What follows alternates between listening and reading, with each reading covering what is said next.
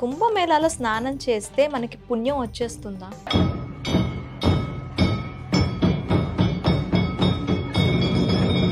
మీరు మార్పు కోసం అక్కడికి వెళ్ళి నది స్నానం చేయాలి మేడం, పుణ్యం కోసం కాదు. తెలియక చేసిన పాపాలు ఏవైనా పోతాయి అంటారు, మరి తెలిసిన చేసిన పాపాల సంగతి ఏంటి? నోటిలో మీకు హరహర మహాదేవ్ హరహర మహాదేవ్ అని వస్తూనే ఉంటుంది, జై శ్రీరామ్ అని వస్తుంది.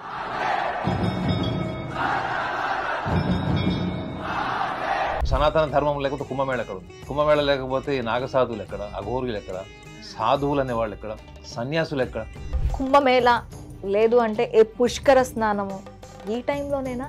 భారతదేశం యొక్క గొప్పతనం ఏంటి అనేది అలెగ్జాండర్ గురువు కూడా, నువ్వు భారతదేశాన్ని నుంచి వచ్చేటట్టయితే అక్కడి నుంచి ఒక గొప్పటి మట్టి తీసుకురా, కుదిరితే ఒక సాధువుని తీసుకురా అంటాడు. సో ఇన్ఫర్మేషన్ ఉన్నటువంటి యంగర్ జనరేషన్కి అనుభవము, అవగాహన లేదు. డ్రెస్ వేసుకున్న ప్రతి ఒక్కడు సన్యాసిగాడు తెల్ల రంగు తెల్ల విభూది రాసుకున్న వాళ్ళందరూ నాగసాధువులు గారండి. అసలు కర్మ అంటే ఏంటి? ఆ కర్మ అసలు ఎందుకు ఇలా జన్మ జన్మలకి వెంటాడుతూ ఉంటుంది? God is a quality, God is not a quantity. ఒక సన్యాసి అనేవాడు సర్వం త్యజించేస్తాడు. కేవలం ధర్మ రక్షణ కోసం, దేశ రక్షణ కోసం, ప్రకృతిని రక్షణ కోసం మాత్రమే వాళ్ళు బతుకుతారు. మీరేం అబ్జర్వ్ చేశారు అఘోరీల్లో కానీ నాగసాధువుల్లో కానీ? అసలు వాళ్ళ తత్వం ఏంటి? చాలు, ఈ లైఫ్ చాలు, చూసేసాం, ఈ లైఫ్ జీవించడం కంటే నేను ఒక కఠోరమైనటువంటి దీక్ష తీసుకుంటాను, ఆ దీక్షలో ఉండిపోతాను అనేటువంటి మార్గంలోకి వెళ్ళాలంటే కూడా మీకు చాలా ఉన్నతమైన సంస్కారం ఉండాలి. డెఫినెట్లీ వాళ్ళు ఏదైనా స్పెషల్గా ఏదైనా యోగా కానీ, ధ్యానం కానీ, హైయెస్ట్ లెవెల్ ఆఫ్ మెడిటేషన్ లాంటిది ఏదైనా చేస్తేనే వాళ్ళకి ఆ స్థిత ప్రజ్ఞత వచ్చింది. మీరు ఎంత విసిగిచ్చినా, ఎంత చిరాకు పెట్టినా వాళ్ళ నుంచి వెళ్ళిపోతారు తప్ప. మనము అఘోరీస్ని, నాగసాధువుల్ని ఒక సైంటిఫిక్ పర్సెప్షన్లో అర్థం చేసుకోవడానికి ప్రయత్నం చేస్తే మాత్రం ఏం వర్కౌట్ కాదు. ఈ నాగసాధువులకి అఘోరాలకి ఉన్న తేడా ఏంటి? సో వీళ్ళ లైఫ్ అంతా కూడా ఒక జిరాక్స్ కాపీ లాగా ఉంటుంది. శివుడి యొక్క అఘోర రూపానికి జిరాక్స్ కాపీ అంటే లుక్ అలైక్ అనమాట. అఘోరి అనగానే మీరు నేను స్టూడియోలో కూర్చొని అఘోరి నిజాయితీ పరుడా, అఘోరి నిజంగా సాధకుడా, నిష్ఠాగరిష్ఠుడా, అంత పవిత్రుడా అన్నది మనం ఇక్కడ కూర్చొని జడ్జ్ చేయలేం. నిజమైన వాళ్ళు ఎవరు, అఘోరులు ఎవరు కూడా ఎదుటి వ్యక్తి యొక్క జీవితంలో తల దూర్చరు, బలవంతం చేయరు అని చెప్పారు. నాగసాధువులు వాళ్ళు ఏం చెప్తారు తెలుసా మేడం? ఇంతమంది పాపాత్ములంతా వచ్చి నదిలో మిగితే నది అంతా కూడా అపవిత్రం అవుతుంది, మన దాన్ని పవిత్రం చేసేది ఎవరు అంటే నాగసాధువులు అని చెప్తారు. మీకు తెలుసా? పుణ్యం గురించి ఎందుకు ఆలోచిస్తున్నావు? పుణ్యాన్ని నువ్వు సృష్టించుకో, పుణ్యాన్ని నువ్వు పెంచుకో. పాపం అన్నది వాళ్ళ ధర్మాల్లో రాసింది, వాళ్ళ మత గ్రంథాల్లో రాసింది. కానీ నీ మత గ్రంథాల్లో నువ్వు పాపాత్ముడు ఎక్కడ రాయలేదు, నీది ఒక పుణ్య జన్మ అని రాసింది. నమస్తే, వెల్కమ్ టు హిట్ టీవీ. నేను మీ మాధురి. దేశమంతా ప్రస్తుతం కుంభమేళా వైపు చూస్తుంది. అసలు ఈ కుంభమేళా విశిష్టత ఏంటి? అక్కడికి వచ్చే నాగసాధువులు, అఘోరాలు, వాళ్ళ వెనక ఉన్న అసలు స్టోరీ ఏంటి? ఆ అఘోరాలు నాగసాధువులతో కొంతకాలం ట్రావెల్ చేసి వాళ్ళ ఆహార నియమాలు కానీ, వాళ్ళ శిక్షణలో ఎలాంటి ఘోరమైన శిక్షణ ఉంటుంది, ఇలాంటివన్నీ కూడా మనతో చర్చించడానికి మనతో పాటు ఉన్నారు. అంతేకాదు, గతంలో తెలంగాణలో ఒక అఘోరీ మాత వెలిసింది. ఆ అఘోరీ మాత అఘోరీ కాదు, టపోరీ అని ఫస్ట్ డేనే తేల్చేశారు. మీకు ఇంట్రడక్షన్ నేను చెప్పాల్సిన అవసరం లేదు. సోషల్ మీడియాలో ఒక మోత మోగించారు. ఎస్వి నాగనాథ్ గారు, ఆస్ట్రో సైకాలజిస్ట్, ఆయన మన స్టూడియోలో ఉన్నారు. ఆయనతో అసలు ఈ కుంభమేళా విశిష్టత ఏంటి, ఈ అఘోరాలు, నాగసాధువులు అక్కడ వెళ్ళి స్నానం ఆచరించడానికి కానీ, అక్కడ ఉండే సిచ్యువేషన్స్ ఎలా ఉంటాయి, ఇవన్నీ కూడా డీటెయిల్గా తెలుసుకుందాం. నమస్తే సార్. నమస్తే సార్. కుంభమేళా, ఫస్ట్ కుంభమేళా గురించి మాట్లాడుకుందాం మనం. అసలు కుంభమేళా విశిష్టత ఏంటి? ఇది 144 సంవత్సరాల తర్వాత వచ్చిన కుంభమేళా అని అందరూ కూడా చెప్తున్నారు. అసలు కుంభమేళా విశిష్టత ఏంటి? మీరు ఇందాకే చెప్పారు, భారతదేశమే కాకుండా ప్రపంచవ్యాప్తంగా కూడా అసలు కుంభమేళా గురించే చర్చ జరుగుతుంది. విదేశాల్లో కూడా ఇదే చర్చ జరుగుతుంది. అందరికీ తెలిసినటువంటి కథ, చరిత్రనండి లేదా కథనండి, మనకి ప్రతి ఒక్కళ్ళకి తెలిసిన విషయం ఏది? మన క్షీరసాగర మదనం గురించి అందరూ మాట్లాడుకున్నారు. దాని గురించి కొన్ని వందల వీడియోలు వచ్చినాయి. ఆ క్షీరసాగర మదనం దేనికోసం జరిగింది అంటే, అసురులు ఆధిపత్యం పెరిగి దేవతల యొక్క ఆధిపత్యం తగ్గడం వల్ల దేవేంద్రుడు వెళ్ళి శ్రీ మహావిష్ణువు దగ్గర మొరబెట్టుకుంటే, ఆయన శ్రీ మహావిష్ణువు వీళ్ళకి ఒక సలహా ఇచ్చాడు. ఈ క్షీరసాగర మదనాన్ని ఛేదించండి, దానివల్ల అమృతం ప్రాప్తిస్తుంది, అమృతం వల్ల మీరు ఆధిపత్యం సంపాదించవచ్చు అంటే కామన్ మ్యాన్కి అర్థమయ్యేలాగా చెప్పాలంటే అది. కానీ ఇందులో క్షీరసాగర మదనం అనగానే మనం ఫస్ట్ కుంభమేళా అనగానే మనం ఫస్ట్ ఒక సగటు మనిషి దగ్గర నుంచి ప్రపంచవ్యాప్తంగా వచ్చేటువంటి ఒక కామన్ థాట్ ఏంటంటే, అరే ఇది చాలా విశిష్టమైనటువంటి పర్వము, దీన్ని మనం కుంభమేళని ద ఫెస్టివల్ ఆఫ్ బ్లెస్ అంటారు, ద ఫెస్టివల్ ఆఫ్ బ్లిస్. కాబట్టి ఈ టైంలో వెళ్ళి మనం అక్కడ స్నానం చేస్తే మనకి మోక్షం వస్తుంది, చేసిన పాపాలు పోతాయి.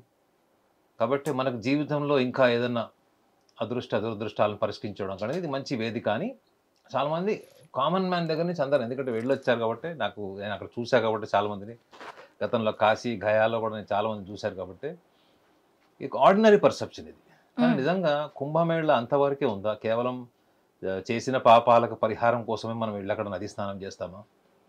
కేవలం ఈ ఒక చిన్న విషయాన్ని కోసమే మనం అక్కడికి ప్రతి 4 సంవత్సరాలుగా మనం వెళ్తాం అక్కడికి అంటే, నేను అర్థం చేసుకున్న కోణం ఒకటి మీకు చెప్తాను. కుంభమేళకి ముందు ఏదైతే మనము ఈ యొక్క విశిష్టత గురించి మనం మాట్లాడుకుంటున్నాం కాబట్టి, అసురులు అంటే ఎవరు? అసలు అసురులు అంటే కేవలం ఇంద్రుడు, దేవతలు, వాళ్ళ మీద దాడి చేసి వాళ్ళని చంపడము, లేదా వాళ్ళ యొక్క ఆస్తులు దోచుకోవడం, లేకపోతే వాళ్ళ మహిళల్ని ఛేదించడం, మహిళల్ని దోచుకోవడం, ఇది మాత్రమే మనము అప్పుడు అసురులు దేవతల మధ్యలో జరిగిన యుద్ధమా? ఆ యుద్ధంలో కూడా దుర్వాస మహాముని యొక్క శాపగ్రస్తుడైనటువంటి ఇంద్రుడికి కూడా కొంత ఇటువంటి వైఫల్యాలకు కూడా దారితీసిందని మనం కథా రూపాలను చెప్పుకుంటున్నాం. నా దృష్టిలో అసురులు అంటే ఎవరు అంటే, అసురులు అంటే ఎవరైతే ఒక సభ్య సమాజంలో అనిశ్చిత ఎవరైతే క్రియేట్ చేస్తారో, అంటే అన్సర్టనిటీస్ ఎవరైతే క్రియేట్ చేస్తారో, అది సోషల్ అన్సర్టనిటీ కావచ్చు, ఫ్యామిలీ అన్సర్టనిటీస్ కావచ్చు, ఆర్ఎల్స్ ఒక గ్రూప్ ఆఫ్ పీపుల్కి అన్సర్టనిటీ క్రియేట్ చేయడం కావచ్చు, లేదా ఒక ధర్మానికి సంబంధించింది కూడా కావచ్చు. దీంట్లో మనం ధర్మాన్ని ఎందుకు ప్రధానంగా తీసుకోవాలంటే, అసలు సనాతన ధర్మం లేకపోతే కుంభమేళ ఎక్కడ ఉంది? అవును, కుంభమేళ లేకపోతే నాగసాధువులు ఎక్కడ, అఘోరులు ఎక్కడ, సాధువులు అనేవాళ్ళు ఎక్కడ, సన్యాసులు ఎక్కడ? సో నేను చూసిన కోణం ఏంటంటే, మనకి సనాతన ధర్మము కుంభమేళ అన్నప్పుడు అసురులు అనేవాళ్ళు ఆ కాలంలో ఉన్నారు కాబట్టి అప్పుడు తపస్సు చేశారు. తపస్సు కూడా ఎలా చేశారు వాళ్ళు? మదనాన్ని క్షీరసాగరం అంటే సముద్రం, అంటే అక్కడ మీకు మందర పర్వతము, సముద్రం, వాసుకి సముద్రం, అంటే ఇవన్నీ దేనికి సంబంధించినవి చెప్పండి? ఇవన్నీ కూడా ప్రకృతికి సంబంధించినవి, జీవరాశులకు సంబంధించింది, ప్రకృతికి సంబంధించింది. సో మనకి సామాజిక సందేశం ఏంటి అంటే, మనకి కుంభమేళలో ప్రకృతిని మనం గౌరవించాలి. అది జలం కావచ్చు, భూమి కావచ్చు, అగ్ని కావచ్చు, వాయువు కావచ్చు, నీరు కావచ్చు. ఇందులో మనము సూక్ష్మంగా అర్థం చేసుకుంటే మనం ప్రకృతిని పరిరక్షించుకోవాలి, ప్రకృతితో మనం ఉండాలి. ప్రకృతిని మనం నమ్మితే అందులో నుంచే కదా మనకి అమృతం వచ్చింది, క్షీరసాగరంలో నుంచే కదా మనకి అమృతం వచ్చింది. అమృతంతో పాటు మనకి కామధేనువు, కల్పవృక్షము, వరుసగా ఇవన్నీ కూడా మనకి, ఈవెన్ గోమాత కూడా, ఇవన్నీ కూడా అక్కడి నుంచి వచ్చినవి. మనం ఏం తెలుసుకోవాలి ఈ యొక్క క్షీరసాగరం మదనం స్టోరీలో అంటే, అప్పుడు ధర్మానికి ఆటంకం కలిగింది. దేవతలు వాళ్ళు కళ్ళకు కనిపించినటువంటి వాళ్ళు తెలుసు కదా మీకు, అది వాళ్ళు ఇన్విజిబుల్ మోడ్లో ఉంటారు. వాళ్ళు దేవతలు అనేవాళ్ళు ఎవరు కూడా మీకు కళ్ళకు కనపడరు వాళ్ళు. సో అలాంటప్పుడు వాళ్ళది మనం కథ అనుకోవచ్చు, లేదా చరిత్ర అనుకోవచ్చు. కానీ నిజంగా అప్పుడు మాత్రమే ధర్మానికి ఆటంకం కలిగిందా? ఇప్పుడు ధర్మానికి ఆటంకం కలగట్లేదా? ఇప్పుడు చూడండి, మొన్న బంగ్లాదేశ్లో జరిగింది ఏంటి, వెస్ట్ బెంగాల్లో జరుగుతుంది ఏంటి, కేరళలో జరుగుతుంది ఏంటి? ఇవన్నిటి వెనుక కూడా ఒక ధర్మాన్ని విచ్ఛిన్నం చేయాలి, లేదా ధర్మాన్ని కనిపించకుండా చేయాలి. వేరే మతాల యొక్క ప్రయత్నము, వేరే మతాల యొక్క చొరవ కనిపించట్లేదా సనాతన ధర్మం మీద? సో కుంభమేళ అన్నది నా దృష్టిలో కేవలం సాధువులు లేదా సన్యాసులకు, లేదా అదొక నదీ స్నానం చేయడం వల్ల పాపం పోతుంది, పుణ్యాలు వస్తాయి అన్నది ఒకటే నేను అనుకోవట్లేదు. నేను అర్థం చేసుకుంది ఏంటంటే, అసలు ఈ కుంభమేళ అన్నది మీకు బ్రిటిషర్స్ టైంలో కూడా, మీకు కామన్ సెన్స్ ఎగ్జాంపుల్, బ్రిటిషర్స్ టైంలో కూడా కుంభమేళ జరిగింది. జరిగినప్పుడు వాళ్ళందరూ కూడా దీని మీద ట్యాక్స్ ఎందుకు వేశారు తెలుసా మీకు? అందరు యునైటెడ్ అయితే వీళ్ళందరూ రేపు పొద్దున కలిసి యుద్ధం చేసి మళ్ళీ స్వతంత్రాన్ని లాక్కుంటారు, వీళ్ళు బానిసల్లాగా ఉండరు వీళ్ళు. సో కాబట్టి వీళ్ళని ఇలాగైనా లాక్కోవాలి, వీళ్ళ నుంచి ఎలానో వీళ్ళని వెళ్ళే వాళ్ళ సంఖ్య తగ్గించాలంటే విపరీతమైన ట్యాక్స్ వేయాలి. ఇది నేను ఇంకో దగ్గర కూడా విన్నాను సార్, మనకి ముస్లిం పాలకులు ఢిల్లీ సుల్తాన్లు పరిపాలించేటప్పుడు కూడా గుడికి వెళ్ళేటప్పుడు సుంకం చెల్లించి వెళ్ళాలి, సుంకం తీర్థయాత్రలు చేసేవాళ్ళు సుంకం చెల్లించి వెళ్ళాలి అని చెప్పి మనకి అప్పటి నుంచే ఉంది. బ్రిటిషర్లే కాదు, అప్పటి నుంచి కూడా ఉంది ఇది. అంటే మీరే చెప్పారు కదా, ఇప్పుడు బ్రిటిషర్స్ కాలంలో కాదు, మొఘల్స్ కాలంలో ఉంది, పోర్చుగీస్ డచ్ కాలం నుంచి కూడా ఉండి ఉండొచ్చు. కొన్ని బయటకు వచ్చాయి, కొన్ని బయటకు రాలేదు. మన చరిత్రకారులు పుస్తకాలు తిరిగి రాశారు కదా ధర్మానికి విరుద్ధంగా. అక్కడ ధర్మానికి విరుద్ధంగా మన చరిత్రనే వక్రీకరించి రాశారు అంటే ధర్మం ఎంత సంక్షోభంలో ఉంది చెప్పండి. నిజాలన్నీ దాచిపెట్టి సో సనాతన ధర్మాన్ని కాపాడడానికి కోసం వచ్చిన రాజులు కావచ్చు, మునులు కావచ్చు, ఋషులు కావచ్చు, అఘోరీలు కావచ్చు, వీళ్ళకి సంబంధించిన పుస్తకాలు ఎక్కడైనా మన పాఠ్యాంశాలు చూసామా? సో నా దృష్టిలో కుంభమేళ అన్నది ఒక ఎన్విరాన్మెంట్ ఆఫ్ రియలైజేషన్ ఫ్యాక్టర్ అండి. మన ఋషులు, మునులు, తపోవనులు, సాధువులు, సన్యాసులు, ఇది మన దేశం యొక్క ఉనికి. ప్రపంచ దేశాలన్నిటితో పోలిస్తే భారతదేశం యొక్క గొప్పతనం ఏంటి అనేది అలెగ్జాండర్ గురువు కూడా, నువ్వు భారతదేశాన్ని నుంచి వచ్చేటట్టయితే అక్కడి నుంచి ఒక గొప్పటి మట్టి తీసుకురా, కుదిరితే ఒక సాధువుని తీసుకురా అంటాడు. కానీ ఆ సాధువుని తీసుకెళ్ళడానికి ఎంత బలవంతం చేసిన సాధువులు ఆత్మహత్య చేసుకున్నారు, కానీ వాళ్ళ యొక్క ప్రయత్నాలకి, వాళ్ళు చూపించిన ఆశలకి లొంగలేదు. ఒక సాధువు అంటేనే వాడు స్వేచ్ఛగా బతికేవాడు, నిర్బంధాలు కోరుకునేవాడు కాదు. సో భారతదేశం యొక్క గొప్పతనం ప్రపంచం అంతా చూసేది ఏంటంటే మనకున్నటువంటి ఋషి పరంపర అండి. సైన్స్ అండ్ టెక్నాలజీ అకౌంట్ అంతా కూడా వీళ్ళు తీసేసుకున్నారు, వెస్టర్నర్స్ అంతా. సైన్స్ మొత్తం మేమే కనిపెట్టాము, మేమే చేశామని వాళ్ళ పుస్తకాలు రాసుకొని ప్రపంచం అంతా కూడా అదే చెప్పారు. కొంత నిజమే ఉండొచ్చు, కానీ మన భారతదేశం ఏంటంటే బయట ప్రపంచం అంతా కూడా శాస్త్రీయ పరిజ్ఞానంతో, శాస్త్రీయపరమైనటువంటి అంశాలతో, మనం టెక్నాలజీతోని, శాటిలైట్స్ అని కానీ వాటి ద్వారా మనం ఈ గడిచిన 200 సంవత్సరాల్లో మనం ప్రపంచాన్ని ఎలా చూస్తున్నాము శాస్త్రీయ కోణంలో. కానీ వీళ్ళు యోగ, ధ్యానం, యోగ సూత్రాలు, ఆయుర్వేదం, ఇవన్నీ కూడా వీళ్ళు ప్రపంచం కళ్ళు తెరవక ముందరే ప్రపంచానికి పరిచయం చేసినటువంటి సంపద ఇది. సో ఈ సంపదని, ఇవన్నిటిని కూడా మనము టెక్నాలజీ పరంలో, ఈ పరంపరలో మనం మర్చిపోతున్నాము. ఎంతవరకు మనం ఏం చేస్తున్నాము మనకు తెలిసింది ఏంటంటే మన సర్వైవల్ మాత్రమే మనకు తెలుసు. we have to survive with a good identity, financial status, luxury life, ఇటువైపు మాత్రమే మనం ఎదుగుతున్నాం. ఇదే కాదు, మనకి పూర్వకాలం నుంచి కూడా ఇట్లానే నడుస్తూ ఉంది పరంపర అనేది. అంటే మనము కుంభమేళ గురించి మాట్లాడుతున్నాం కాబట్టి, కుంభమేళలో నాకు తెలిసి ఇప్పటి వరకు కుంభమేళలో ఎవరికైనా మీరు అక్కడ దర్శనం చేసుకునే వాళ్ళని ఎవరినైనా అడిగి చూడండి, వాళ్ళకి కథారూపంలో అంతా తెలుసు. కానీ ఆ కథారూపము వ్యక్తి యొక్క జీవితాన్ని చైతన్యవంతులు చేయాలి అంటే వాళ్ళకి ఆదర్శం ఏంటి అంటే ఇన్స్పిరేషన్ ఏంటి. మీకు ఇన్స్పిరేషన్ లేకుండా ఇమాజినేషన్ పెరగదు, మీ ఊహ పెరగదు. మీరు ఏదైనా భౌతికంగా చూస్తే తప్ప మీ ఊహ మారదు, రొటీన్ గా ఉంటుంది మీ ఊహ అంతా కూడా. అక్కడికి వెళ్ళిన తర్వాత మీకు ఇన్స్పిరేషన్ ఎవరు? అయితే ఇప్పుడు అక్కడ ఉన్నటువంటి ఇన్స్పిరేషన్ మీకు ఎవరు కూడా తెలియాలి. ఏంటంటే మీరు అక్కడికి వెళ్ళిన తర్వాత సాధువులు, మునులు, ఋషులు, నాగసాధువులు అయితే మీకు తెలుసు కదా, మీకు నగ్నంగా కూడా ఉంటారు. సో ప్రతి ఒక్కళ్ళు ఒక్కొక్క వైవిధ్యమైనటువంటి వాళ్ళ వస్త్రధారణ, వాళ్ళు చేసేటువంటి యోగ ముద్రలు, లేదా వాళ్ళు చేసేటువంటి రకరకాల విన్యాసాలు, ఇవన్నీ కూడా మీకు మన శక్తి సామర్థ్యాలకి మించినవే కనపడతాయి. మన ఊహకి, మన శక్తి సామర్థ్యాలకు మించినవే కనపడతాయి అక్కడ మీకు. మనం రొటీన్గా ఊహించుకునేది ఏంటంటే మంచి అలంకరణతో మంచి బట్టలు వేసుకునే జీవితం మనకు అలవాటు పడ్డాం. అక్కడికి వెళ్ళి చూస్తే నగ్న సాధువులు కనిపిస్తారు. వీళ్ళు బట్టలు ఎందుకు వేసుకోలేదు అంటే మీకు అక్కడి నుంచి ఊహ స్టార్ట్ అవుతుంది. అంటే వాళ్ళకి సోషల్ ఐడెంటిటీ ఇష్టం లేదు. They don't want to be identified by the world, they don't want to be appreciated by the world, they don't want people to say that these good looking. మనం ఎంతవరకు మన skin బాగుందా, మన జుట్టు బాగుందా, మనం బట్టలు వేసుకునే బ్రాండ్ ఏంటి, ఇవి ఈ కోణంలోనే మనం ప్రపంచం అంతా కూడా ఎదుగుతుంది. కానీ వాటికి అతీతంగా అసలు నాకు ఐడెంటిటీ వద్దు. ఈ ఐడెంటిటీ అంటే ఏంటి అసలు? ఈ ఫిజికల్ ఐడెంటిటీ అంటే ఏంటి అంటే అహంకారం. ఫిజికల్ ఐడెంటిటీ అహంకారము, మీ మెంటల్ ఐడెంటిటీ కూడా మీ అహంకారమే. నాకు 300 కోట్లు తీసుకున్నాను, నాకు తెలుగు ఇండస్ట్రీలోనే మొట్టమొదటి హీరో నేషనల్ అవార్డు వచ్చింది, ఇవన్నీ ఏంటి? ఐడెంటిటీస్. ఈ ఐడెంటిటీస్ వచ్చిన తర్వాత హీరోల ప్రవర్తన చూసారు కదా ఎలా ఉంది? మొత్తం మీడియా అంతా ఒక 4 రోజులంతా ఒక హీరో చుట్టూ తిరిగింది. మీడియా ముందుకు వస్తే ఎంత ప్యాథెటిక్ గా మాట్లాడాడో చూసాం. సో ఐడెంటిటీస్ అన్నిటినీ కూడా డిజాల్వ్ చేసేటువంటి ఒక కల్చర్ని ప్రపంచం ఊహించలేదు మేడం. ప్రపంచం అంతా ఏమనుకుందంటే అరే ఐడెంటిటీయే సర్వస్వము, మనం ఎంత పాపులర్ అయితే అంత మంచిది, ఎంత అందంగా ఉంటే అంత మంచిది, ఎంత గొప్ప గొప్ప కాస్ట్లీయెస్ట్ బట్టలు వేసుకుంటే అంత గొప్ప, ఎంత లగ్జరీ కార్లు తిరిగితే అంత గొప్ప, ఎంత గొప్ప టెక్నాలజీతో గడితే అంత గొప్ప. కానీ అంత టెక్నాలజికల్ ఎన్విరాన్మెంట్లో కూడా డిప్రెషన్స్ ఎందుకు ఉంటున్నాయి, సూసైడ్స్ ఎందుకు ఉంటున్నాయి, మర్డర్స్ ఎందుకు ఉంటున్నాయి, అంటే మనిషి బయట ప్రపంచంలో బతికేటువంటి సమాజంలో ఉన్నప్పుడు ఒక్కసారి అంతర్గతంగా అంటే మీకు లోపల కూడా ఒక ప్రపంచం ఉంది, లోపల కూడా మీకు ఒక నిజాయితీ ఉంది, మీరు లోపల ఏంటి, మీ అంతర్గతంగా ఏంటి, మీ ఇంద్రియాల మీదకి ఎంత నిగ్రహం ఉంది అనే కోణంలో ఆలోచించేటువంటి సమాజాన్ని ప్రపంచం ఊహించలేదు.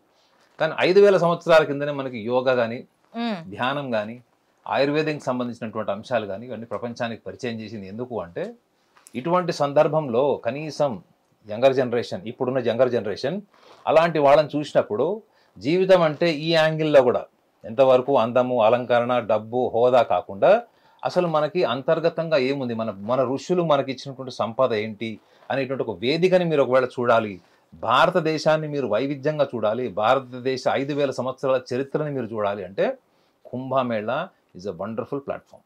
ఓకే సార్, చాలా మంది కుంభమేళాకి వెళ్ళిన వాళ్ళు ఇప్పుడు మీరు చెప్పినట్టు ఈ చుట్టూ ఉండే భౌతిక ప్రపంచాన్ని కాకుండా ఓన్లీ వెళ్ళి స్నానం చేసామా వచ్చామా ఇదే ప్రాస్పెక్ట్లో నేను చూసి కుంభమేళాకి వెళ్ళి వచ్చిన వాళ్ళని, నేను చూసిన వాళ్ళని అక్కడ ఏం అబ్జర్వ్ చేశారు అంటే ఏముంది, మార్నింగ్ 6 o'clock లేచాం, ఘాట్ దగ్గరికి వెళ్ళాం, స్నానం చేసాం, వచ్చాం, దర్శనం చేసుకున్నాం, వచ్చేసాం.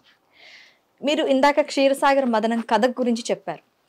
ఇప్పుడున్న జనరేషన్కి అసలు ఈ క్షీరసాగర మదనం ఎందుకు జరిగింది, దీన్ని సైకలాజికల్ ప్రాస్పెక్ట్లో దీన్ని అర్థం చేసుకోవాలి, ఇప్పుడున్న జనరేషన్ దీన్ని బాగా అప్పుడు క్షీరసాగర మదనం ఎందుకు చేశారు, ఆ 4 చుక్కల కథ, ఇవన్నీ మనకి కుంభమేళా నుంచి ఇవన్నీ తెలుస్తున్నాయి. అసలు ఎలా అర్థం చేసుకోవాలి, ఇప్పుడున్న జనరేషన్ దీన్ని ఎట్లా అర్థం చేసుకోవాలి? ఫస్ట్ జనరేషన్ అర్థం చేసుకోవాలి అంటే ఒకటి తెలుసుకోవాలండి. ఇప్పుడు ఈ మధ్య కాలంలో చూడండి, కొన్ని వేల మంది, కొన్ని లక్షల మంది భయపడుతుంది ఏంటి యంగర్ జనరేషన్, పెళ్ళి. అవును, పెళ్ళి అన్నా భయపడుతున్నారు, రిలేషన్షిప్స్ అన్నా కానీ భయపడుతున్నారు. ఓకే, ఉన్న రిలేషన్స్లో ఉన్న వాళ్ళు అనుమానంతో, అభద్రతాభావంతో, టెక్నాలజీ ముసుగులో ఒకళ్ళని ఒకళ్ళు ఇన్వెస్టిగేషన్ చేసుకుంటూ సిబిఐ జాబ్ చేసుకుంటున్నారు. ఇది రిలేషన్స్లో ఉన్నవాళ్ళు చాలా మటుకు, అందరు కాదు. ఉన్నవాళ్ళు చాలామంది విడాకులు తీసేసుకుంటున్నారు. సో అసలు రిలేషన్స్, ఇంటర్పర్సనల్ రిలేషన్స్ అంటేనే భయపడేటువంటి సమాజంలో ఇప్పుడు యంగర్ జనరేషన్ ఉన్నారు. అఫ్కోర్స్ వాళ్ళకి అకాడమిక్ సక్సెస్ ఉంది, కెరియర్ బాగుంది, ఫైనాన్షియల్ పొజిషన్ కూడా చాలా ఛాలెంజింగ్ ఆస్పెక్ట్స్ వాళ్ళ ముందర ఉన్నా కానీ వాళ్ళు దాన్ని ఛేదిస్తున్నారు. కానీ when it comes to association, relation, ఎందుకు వాళ్ళు నిలబడలేకపోతున్నారు? ఎందుకు గణనీయంగా కొన్ని లక్షలలో, కోట్లలో ఎందుకు విడాకులు అవుతున్నాయి, ఎందుకు విడిపోతున్నారు? కారణం ఏంటి అంటే వాళ్ళకి తెలియని విషయం ఏంటంటే ఈ ప్రపంచం అంతా కూడా మనము ఏదో సక్సెస్ సాధిస్తాము ఒక ఐడెంటిటీ కోసము అనేటువంటి ఒక సిస్టమ్ నుంచి మనం ఎస్టాబ్లిష్ అవుతున్నాం. ఎక్కువ చిన్నప్పటి నుంచి కూడా మేము ముందర టార్గెట్స్ అన్నీ ఏంటంటే ఎడ్యుకేషన్ నుంచి చూసినా, మీరు కెరియర్లో చూసినా, you want to be always the best. You want to achieve something that others cannot be achieved. Yes. You want to be always the top of the floor. So ఈ identity ముసుగులో, ఈ success ముసుగులో ఉన్నటువంటి younger generation ఎదుటి వ్యక్తుల యొక్క భావాలని, ఈ వ్యక్తి యొక్క సున్నితత్వాన్ని ఎందుకు ఎదుటివారి కోణంలో అర్థం చేసుకునేటువంటి మైండ్ సెట్ ఎందుకు డెవలప్ అవ్వట్లేదు? ఇప్పుడు నేను మీ కోణంలో మిమ్మల్ని అర్థం చేసుకోవడం ఒకటి ఉంటుంది మేడం, కానీ నాకేం అర్థమైందో, నాకేం తెలుసో అన్నది మాత్రమే నేను తెలుసుకొని దానికి తగ్గట్టుగా మీ మీద స్పందించడం, ప్రతిస్పందించడం, ఇది ఒక కోణం ఉంటుంది. ఇప్పుడు ఉన్నటువంటి యంగర్ జనరేషన్, మీరన్న యంగర్ జనరేషన్ అంతా కూడా ఈ 70-80% అంతా కూడా whatever I know is right, అదే correct, whatever I know is the best, whatever I feel that I will prove it is right. If you identify some mistakes in me, if you identify 10 mistakes in me, I will identify 1000 mistakes in you. అంటే ఎదుటి వ్యక్తిని ప్రశ్నించాలి. So ప్రశ్నని తీసుకునేటువంటి సమాజం తగ్గిపోతుంది.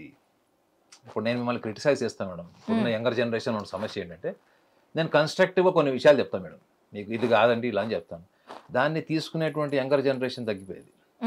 నేను చెప్పేది మీ వెల్ఫేర్ కోసమే, I'm not criticizing you, I'm constructively criticizing you. There is a lot of difference between criticism and constructive criticism. Okay. Even younger generation are not ready to accept the constructive criticism. So ఈ constructive criticism ని accept చేయలేకపోవడానికి కారణం ఏంటి అంటే వీళ్ళు ఎక్కడ తప్పు చేశారు, వీళ్ళు ఎక్కడ ఏం చేశారు అంటే ప్రతి దాంట్లో కూడా ఏదైనా ఒక పని స్టార్ట్ చేసేటప్పుడు వాళ్ళకు తోచిందే చేయడం, వాళ్ళకు తోచిందే కరెక్ట్ అనుకోవడం, వాళ్ళకి ఎవరైనా చెప్పినప్పుడు ఎదురుదాడికి తిరుగుతారు, లేదా గూగుల్లో చూస్తారు, గూగుల్లో యూట్యూబ్లో చూసి ఆ ఇన్ఫర్మేషన్ తీసుకొని బయాస్ చేస్తారు. సో ఇన్ఫర్మేషన్ ఉన్నటువంటి యంగర్ జనరేషన్కి అనుభవము, అవగాహన లేదు. అవగాహన, అనుభవము ఎక్కడి నుంచి వస్తుందండి? ఆచరణలో మనకుండే మీకు లేదండి. మీకు ఏదన్నా తెలుసుకోవాలి అని ఉంటే వస్తుంది. కానీ నాకు అన్నీ తెలుసు, నేను నమ్మేదే కరెక్ట్. సో నమ్మకము అంటేనే ఒక రకంగా చెప్పాలంటే it is a pathetic mind set. నమ్మకం ఎవరికి ఉంటుంది తెలుసా అండి? బ్లైండ్గా నమ్మేదంటే ఎవరు? నా సక్సెసే నాకు ఇంపార్టెంట్, నా పర్సనల్ ఫైనాన్షియల్ పొజిషన్ నాకు ఇంపార్టెంట్, మిగతా ఏది ఇంపార్టెంట్ కాదు, ఇంక్లూడింగ్ మై ఫ్యామిలీ. నాకు ఇంపార్టెన్స్ ఏంటంటే నా ఐడెంటిటీ ఇంపార్టెంట్, నా ఫైనాన్షియల్ ఇన్వెస్ట్మెంట్స్ ఇంపార్టెంట్, లేదా నా గర్ల్ ఫ్రెండ్ మాత్రమే నాకు ఇంపార్టెంట్, లేదా నా బాయ్ ఫ్రెండ్ మాత్రమే నాకు ఇంపార్టెంట్. ఈ ఇంపార్టెన్స్ అనేది వీళ్ళు సైకలాజికల్గా క్రియేట్ చేసుకోవడమే కాకుండా ఈ ఇంపార్టెన్స్ని వాళ్ళు ఎమోషనల్గా కూడా తీసేసుకోవడం వల్ల ఏ రిలేషన్స్లో కూడా వీళ్ళు ఎక్కువగా స్టేబుల్గా ఉండలేకపోతున్నారు. ఓకే. సో మరి ఇలాంటి రిలేషన్స్ అన్ని స్టేబుల్గా ఉండాలంటే ఏం చేయాలంటే వాళ్ళందరూ ఫస్ట్ ఫిక్సేషన్, ముఖ్యంగా లాస్ట్ 10 to 12 yearsలో చాలామంది యంగర్ జనరేషన్ పెళ్ళి అంటేనే వాళ్ళు రిజెక్ట్ చేసేస్తున్నారు. ఎందుకంటే నేను చాలా మందివి నేను చూస్తా కాబట్టి, మా దగ్గర ఆఫీస్కి వచ్చే వాళ్ళందరూ కూడా they are not scared of marriage, they are even undergoing lot of phobias whenever you talk about marriage. So ఇలాంటి వాళ్ళందరికీ కూడా ఇలాంటి ఫెస్టివల్, నేను ఇందాక కూడా చెప్పా కదా, Kumbh Mela is a festival of bliss అని. నేను సన్యాసుల్లో కలిసిపోతాం, చాలా ఈజీ అనమాట సన్యాసుల్లో కలిసిపోవడం. నేను బ్రహ్మచారిలాగా ఉండిపోతాను, నువ్వు బ్యాచులర్గా ఉండిపో, ఎవడొద్దన్నాడు? కానీ నేను సన్యాసిలాగా ఉంటాను, సాధువులాగా మారిపోతానంటే మాత్రం there is a wonderful procedure and protocol. ప్రతి ఒక్కడు డ్రెస్ వేసుకున్న ప్రతి ఒక్కడు సన్యాసిగాడు తెల్ల రంగు తెల్ల విభూది రాసుకున్న వాళ్ళందరూ నాగసాధులు గారండి. కానీ ఈ యంగర్ జనరేషన్కి ఏంటి అంటే వాళ్ళ యొక్క అసమర్థత, అంటే సెల్ఫ్ మేనేజ్మెంట్ ప్రాబ్లమ్స్ ఉన్నాయి, ఎన్విరాన్మెంటల్ మేనేజ్మెంట్ ప్రాబ్లమ్స్ ఉన్నాయి. ఈ రెండు ప్రాబ్లమ్స్ని ఎవడన్నా ప్రశ్నిస్తే ఎదురుదాడి తిరుగుతారు, లేదా నర్వస్ అయిపోతారు. వాటిని మనం ఎలా ఎదుర్కోవాలి, ఎలా నేర్చుకొని దాని ముందుకు వెళ్ళాలి అనేటువంటి ఒక గురువుని ఐడెంటిఫై చేసుకోవాలి అనుకున్నప్పుడే వీళ్ళందరూ ఏం చేస్తారు, చాలా మటుకు ధ్యానం. మీరు చూడండి లాస్ట్ 15-20 yearsలో చాలామంది యంగర్ జనరేషన్, ముఖ్యంగా ఈ కార్పొరేట్ సంస్థల్లో పనిచేసే వాళ్ళు మాత్రమే కాకుండా ఈవెన్ మీకు 5th standard నుంచి 10th standard వరకు స్కూల్ పిల్లలు కూడా ఎడ్యుకేషన్ స్ట్రెస్ వల్ల ధ్యానం, meditation, life style related changes, food habits, ఇవన్నీ కూడా చాలా చేంజెస్ తెచ్చారు. ఇంట్రడ్యూస్ చేసిన యోగా ఎందుకు చేస్తున్నారు వాళ్ళు? ఈ యోగా ఎవరు ఇచ్చిన ఆస్తి? ఇది విదేశాల నుంచి వచ్చిందా? లేదు కదా, మన ఋషులు మునులు ఇచ్చినటువంటి సంపద ఇది. కానీ మీరు ఒక్కసారి కుంభమేళకు వెళ్ళినప్పుడు అక్కడ మీరు ఇటువంటి కథా రూపంలో చెప్పుకుంటారు, మన పేరెంట్స్ చెప్తారు ఇట్లా దీని ఒక విశిష్టత అని చెప్తారు. ఇప్పుడు యంగర్ జనరేషన్ మీరు చెప్పాల్సిన అవసరం లేదు, గూగుల్లో కొట్టేస్తారు, పేరెంట్స్కి వీళ్ళే చెప్తారు, డేటాబేస్ అంతా మొత్తం చెప్తారు. కానీ దీన్ని మీరు తెలుసుకోవడం కాదు మేడం, ఇక్కడ బ్రెయిన్లో ఒక చిప్ లాగా మెమరీలో పెట్టుకోవడం కాదు. దాని మీద మీరు ఏం సాధన చేశారు, ఆ సాధన చేయడం కోసం మీరు ఒక గురువుని ఎక్కడ ఐడెంటిఫై చేసుకున్నారు, లేదా గురువు లేడు మీరు ఎక్కడ పోయి దాని మీద అభ్యాసన చేశారు, ఇవన్నీ కూడా బయట ప్రపంచంతో ట్రావెల్ చేసేది కాదండి. There is a world in side, you have to travel with in your self. దాన్ని అవేర్నెస్ అంటారు. That awareness it self leads to spiritual journey. అయితే గంగలో మునిగితే తెలియక చేసిన పాపాలు ఏవైనా పోతాయి అంటారు. మరి తెలిసిన చేసిన పాపాల సంగతి ఏంటి? ఇంకా అయిపోలేదు నా క్వశ్చన్. తర్వాత కుంభమేళాలో ఇప్పుడు స్నానం అనేది చాలా ఇంపార్టెంట్. కుంభమేళాలో స్నానం చేస్తే మనకి పుణ్యం వచ్చేస్తుందా? మనం పుట్టుకతో వచ్చిన గుణాలు అనేవి పుడకలతో పోవు అని చెప్పి మనం చాలాసార్లు పెద్దల నోటి వెంబడి నుంచి వింటూనే ఉంటాం. అలాంటప్పుడు కర్మ, నువ్వు చేసిన కర్మ నీ గత జన్మ కర్మ కూడా ఈ జన్మలో వెంటాడుతుంది. ఈ కర్మ సిద్ధాంతం ఏదైతే ఉందో, ఈ కర్మ కంప్లీట్గా ఆపదే, అంటే నీకు కంప్లీట్గా నువ్వు తప్పు చేస్తే నువ్వు తప్పే, ఒప్పు చేస్తే ఒప్పే అన్న దీంట్లోకి ఇదైపోయింది, కంప్లీట్గా ట్రాన్స్ఫర్ అయిపోయింది. ఇటువంటి సిచ్యువేషన్లో అసలు కర్మ సిద్ధాంతాన్ని చెప్పటంలో మన వాళ్ళు, అంటే మన పెద్దవాళ్ళు ఫెయిల్ అయ్యారా? అసలు కర్మ అంటే ఏంటి, ఆ కర్మ అసలు ఎందుకు ఇలా జన్మలకి వెంటాడుతూ ఉంటుంది, దీని వెనకాతలు ఉన్న ఫిలాసఫీ ఏంటి, ఈ ఫిలాసఫీని అర్థం చేసుకోవడంలో తప్పు చేస్తున్నారా లేదా చెప్పటంలోనే మన వాళ్ళు తప్పు చెప్పారు? మీరు ఒక 100 పేజీల పుస్తకాలు నాకు వచ్చినాడు కానీ నాకు ఒక 5 minutes లో ఆన్సర్ చెప్పండి. ఇప్పుడు ఒకటి మేడం, మీరు ఏమన్నారంటే ఫస్ట్ నదీ స్నానం చేయడం వల్ల పాపాలు పోతాయని అడిగారు. ఎస్. అవునా? రెండోది ఏంటి, మనము ఒకవేళ పాపాలు పోయేటట్టయితే మన సనాతన ధర్మంలో ఏంటి, కర్మ సిద్ధాంతం ఉంది. అవునా? సో ఆ కర్మలో కూడా ఏంటి, మళ్ళీ పుట్టుకతో వచ్చే కర్మ సంస్కారం, పుట్టుకతో వచ్చేటువంటి సంస్కారం, అది పూర్వజన్మ నుంచి వస్తుంది. మరి ఇన్ని కర్మలు ఉన్నాయి మనకి, ఈ కర్మలన్నీ కూడా ఒక్క నదీ స్నానం వల్ల పోతాయా? నదీ స్నానం అంటే ఏంటి, మీరు ఇక్కడ నుంచి కుంభమేళకు వెళ్ళాలంటే ఎంత లెంతీ ప్రాసెస్ ఉంటుంది. మీరు ఇప్పుడంటే మీరు ఫ్లైట్లో వెళ్తున్నారు, ట్రైన్లో వెళ్తున్నారు, లేకపోతే బస్సులో వెళ్తున్నారు, ఇంకా చాలా రకాల ఫెసిలిటీస్ ఉన్నాయి, కార్లో వెళ్తారు, అన్ని లగ్జరీస్ ఉన్నాయి. మీరు ఇమాజిన్ చేయండి, కొన్ని వందల వేల సంవత్సరాల కింద ఇట్లాంటి వాటికి ఏం ఫెసిలిటీస్, ఏం ట్రాన్స్పోర్టేషన్ ఉన్నాయి? ఏం లేవు. అవునా? చాలా మంది కాలి నడక మీద, వాళ్ళొక్కళ్ళే కాకుండా వాళ్ళ తల్లిని, వృద్ధులైనటువంటి తల్లిదండ్రుల్ని భుజం మీద వేసుకొని వచ్చి నదీ స్నానం చేసి ఆ వచ్చిన జర్నీ మొత్తం కూడా వాళ్ళు తినడానికి ఆహారం కూడా తెచ్చుకునేవాళ్ళట. అర్థమవుతుందా? అంటే అక్కడ మీకు ఏమి శ్రమ కనిపిస్తుంది? ఒకటి మీ శ్రద్ధ కనిపిస్తుంది. ఫస్ట్ శ్రద్ధ ఏంటి, మనం కుంభమేళకు వెళ్ళాలి, నదీ స్నానం చేయాలి. First point. ఎవరెవరితో వెళ్తున్నారు మీరు? వృద్ధులైన మీ తల్లిదండ్రులను కూడా తీసుకెళ్తున్నారు. అవునా? అంటే అర్థం ఏంటి? రెస్పాన్సిబిలిటీ అండ్ వాల్యూస్ కూడా. అంటే ఏంటి, తల్లి తండ్రి నేను బరువు అనుకోవట్లేదు, వాళ్ళని తీసుకెళ్లడంలో నాకు ఫిజికల్గా, ఎందుకంటే నేను వయసులో ఉన్నా కాబట్టి నా ఫిజికల్గా నేను వాళ్ళని నేను బేర్ చేయగలుగుతాను. సో కాబట్టి తీసుకెళ్తాడు. అంటే ఉన్న డబ్బులు ఖర్చు పెట్టుకొని ఒక దీక్షలాగా అంత దూరం వెళ్ళి వ్యయ ప్రయాసాలన్నీ చేసి దారిలో ఎన్ని రకాల కొండలు, కోనలు, అడవులు దాటి వెళ్తారు వీళ్ళు. ఇది ఇప్పుడు విషయం కాదన్నమాట. అప్పుడు అంటే మనకి కంప్లీట్గా అది ఎస్టాబ్లిష్ కానటువంటి రోజుల్లో, అప్పట్లో మోక్షము అనుకుంటే ఏంటంటే, చాలా మందికి ఒక 45-50 ఏళ్ళు వచ్చినప్పుడు ఆ రోజుల్లో ప్రతి ఒక్కళ్ళు కూడా జీవితంలో వాళ్ళు బాధ్యతల రూపంలో కేవలం పిల్లల్ని మాత్రమే చూసేవాళ్ళు కాదు. ఇప్పటిలాగా అన్నదమ్ములు, అక్క చెల్లి, అప్పట్లో తెలుసు కదా మీకు, ఇంటికి 6-8 మంది ఉండేవాళ్ళు. పాత రోజుల్లో 10 మంది 11 మంది పిల్లలు కూడా ఉండేవాళ్ళు. ఇంట్లో ఎవరైనా ఒకళ్ళు ఆర్థికంగా సెటిల్ అయితే మిగతా వాళ్ళ బాధ్యతలు కూడా చూసేవాడు. అవును. ఇంట్లో వాళ్ళందరూ పెళ్లిళ్ళు చేయడము, ఒక అన్నయ్య కానీ ఇంట్లో పెద్దవాళ్ళు ఎవరైనా ఉంటే అన్నదమ్ములు, అక్క చెల్లి అందరూ కలిసి బాధ్యతలు తీసుకునేవాళ్ళు. సో అటువంటి బాధ్యతలు తీసుకునే వ్యక్తులు అందరూ కూడా కుంభమేళకు వెళ్ళినప్పుడు చెప్తున్నా కదా, వాళ్ళకి individual Shraddha is very important అండి. మీరు ఏ పని మీద వెళ్తున్నారు, మీ శ్రద్ధ అంతా ఎక్కడ ఉంది? మీరు తీరా అక్కడికి వెళ్లే లోపల అక్కడ మోనాలిసా లాంటి అమ్మాయి, ఎవరో పూసలు అమ్ముకునే అమ్మాయి కనపడగా మొత్తం అటెన్షన్ అంతా డైవర్ట్ అయిపోయి చివరికి డబ్బులు ఇస్తే సెల్ఫీ తీసుకునే స్థాయికి ఆ పిల్ల సెలబ్రిటీ అయిపోయింది. మన శ్రద్ధ కాదు కదా, మన శ్రద్ధ దేని మీద ఉంది? సో మనం శ్రద్ధ మనకేంటంటే, మనము ఒక సనాతన ధర్మంలో కొన్ని విలువల్ని మనం పాటిస్తాం. రోజు దీపం పెడతాము, అర్చన చేస్తాము, అభిషేకాలు చేస్తాము, ఇవన్నీ చేస్తాం. కానీ ఎండ్ ఆఫ్ ద డే ఏంటంటే మనకి ప్రతి పండగలో కూడా, దీపావళిని చూసుకున్నా, దసరాని చూసుకున్నా కానీ, దీపావళిలో నరక చతుర్దశి రోజు ఆ నరకాసురుని చంపిన సత్యభామ కథ మనకు తెలుసు. అమ్మవారి యొక్క నవరాత్రులు మనం చేస్తాం, ఆమె రూపాలు కూడా మనకు తెలుసు. అలానే మనకి కుంభమేళలో ఏంటంటే, అది ఒక place of assembly where you can perform festival as a bliss, just not a festival అండి. అది ఒక ఆధ్యాత్మిక పరమైనటువంటిది, ధార్మిక పరమైనటువంటి ఫెస్టివల్ని మనం అక్కడ పర్ఫామ్ చేయడం వల్ల మొత్తం భారతదేశంలో ఉన్న వాళ్ళందరూ, అన్ని భాగాల నుంచి, ఉత్తర దక్షిణ పడమర నుంచి, అన్ని భాగాల నుంచి వచ్చేటువంటి వాళ్ళందరూ కూడా ఒక ఐకమత్యంతో కూడినటువంటి ఒక సమిష్టి, అంటే ఒక యూనిటీ, ఒక యునైటెడ్నెస్తో కూడినటువంటి ఒక ఎమోషన్తో అక్కడికి వస్తారు అన్నది is a mind psychological essence ఇది. సో అక్కడికి వెళ్లే లోపల మీకు ఎంత భావోద్వేగం బర్న్ అవుతుంది, శరీరం కష్టపడుతుంది, డబ్బులు ఖర్చు పెడతారు, ఎంతో అంత ఖర్చు పెట్టినా డబ్బులు తెచ్చుకుంటారు. తర్వాత మీ మనసు, మానసిక సంఘర్షణ, ఇవన్నీ అయిపోయే లోపల మీకు ఏమనిపిస్తుంది? అబ్బా, ఈ జన్మకు సంబంధించినటువంటి సమస్యలన్నీ నాకు ఒక్కసారి నదిలో స్నానం చేయగానే పోయినాయినైనా అనుకుంటారు. ఓకే, శరీరం శుద్ధి పడుతుంది నీరు వల్ల. కానీ ఈ స్ట్రగుల్ ఉంటుంది చూడండి, ఈ జర్నీ ఆఫ్ స్ట్రగుల్ ఉంటుంది చూడండి, నడుచుకుంటూ వెళ్ళి కష్టపడి ఇవన్నీ చేసి దారిలో సాధు సన్యాసులు కలిసినప్పుడు అక్కడ మీకు ఏ ఇన్స్పిరేషన్ వస్తుందో తెలియదు మేడం. ఏ సాధువును కలుస్తారో మీకు తెలియదు. ఆ నది స్నానం చేసేటప్పుడు మీ బాడీలో ఎటువంటి వైబ్రేషన్ వస్తుందో తెలియదు, ఎటువంటి కెమిస్ట్రీ మారుతుందో తెలియదు.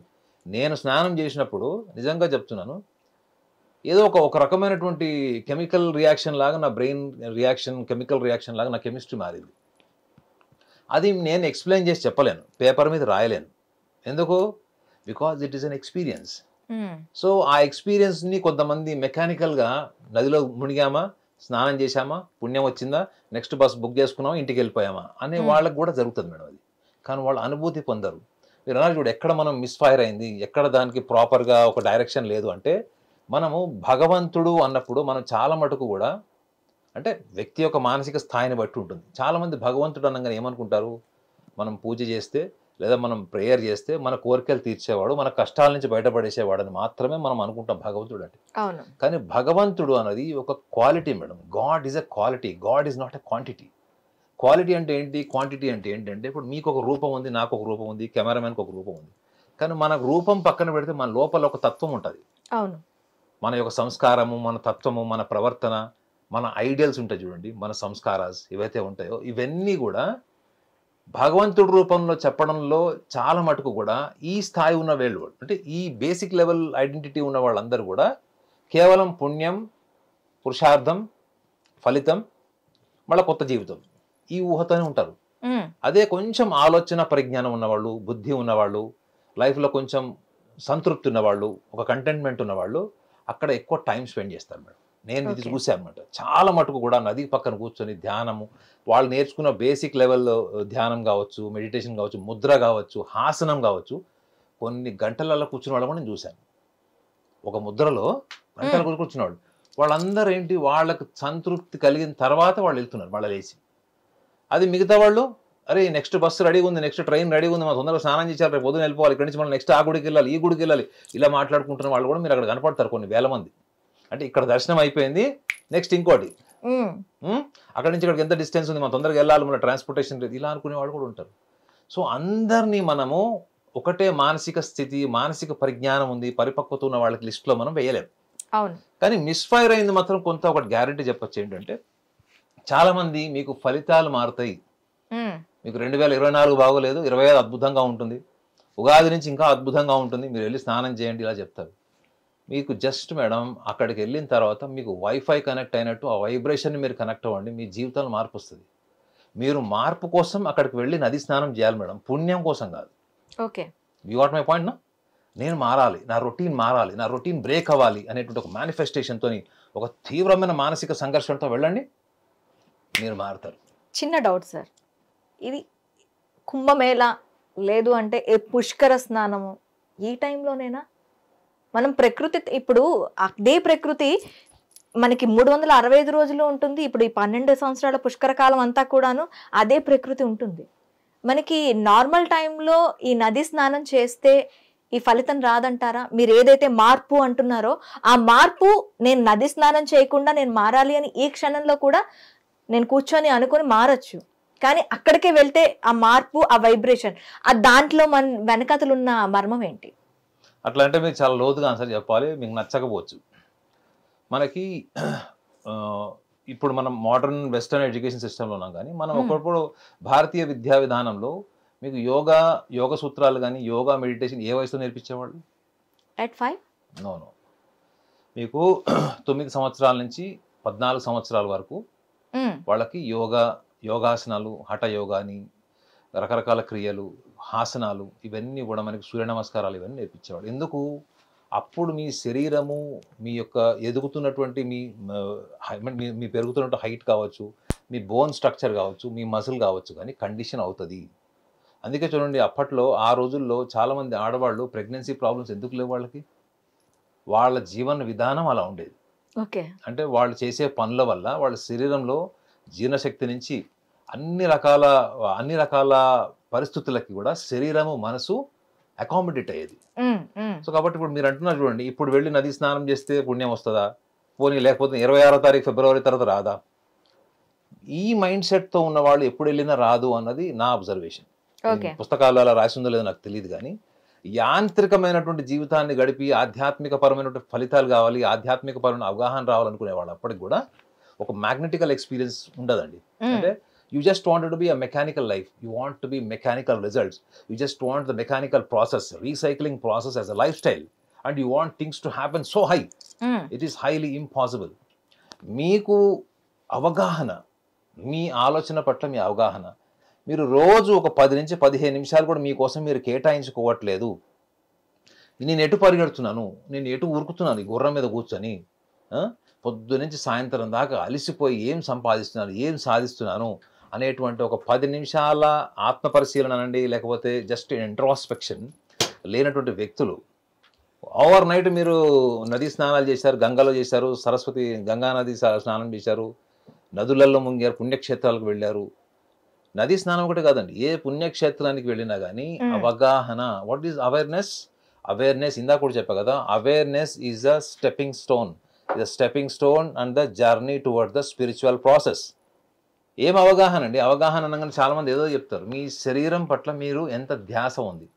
ఇప్పుడు మనం మాట్లాడుతున్నాం మేడం, మన మనసు మన శరీరంతో లేదు, మన భావంలోకి వెళ్ళింది. మీరు అడిగిన క్వశ్చన్లోకి ఉంది, నా ఆన్సర్లో ఉంది. అంటే we're connecting to the imagination. కానీ ఎంతసేపు మనం మర్చిపోయాం, మనం వేసుకున్న డ్రెస్ ఏంటి, మనం ఎక్కడ ఉన్నాము అన్నది కూడా మనం మర్చిపోయి మనం మాట్లాడుకుంటున్నాం. సో మనసు ఎప్పుడు కూడా శరీరానికి దూరం ఉంటుంది మేడం, గుర్తుపెట్టుకోండి. సో అలాంటప్పుడు ఏం చేస్తాం, మనం ఊహల్లో ఉంటుంది మనసు. ఎప్పుడు మన శరీరం మాత్రం మన యాంత్రికంగా మనం ఒక డ్రెస్ వేసుకుంటాం, ఒక పని మీద ఉంటాం, వెళ్ళిపోతాం, ఇంత భోజనం చేస్తాం. మినిమం టు మినిమం టైం రోజు మనం ఎంత కేటాయిస్తున్నాం? 10 నుంచి 15 నిమిషాలు మన పట్ల. దానికోసమే మన వాళ్ళు ఏం చేశారు, వ్యాయామం చెప్పారు. ఇవన్నీ కూడా మనకి యోగ ముద్రాలు, యోగ సూత్రాలు, హాసనాలు, సూర్య నమస్కారాలు ఇవన్నీ ఎందుకు చెప్పారండి?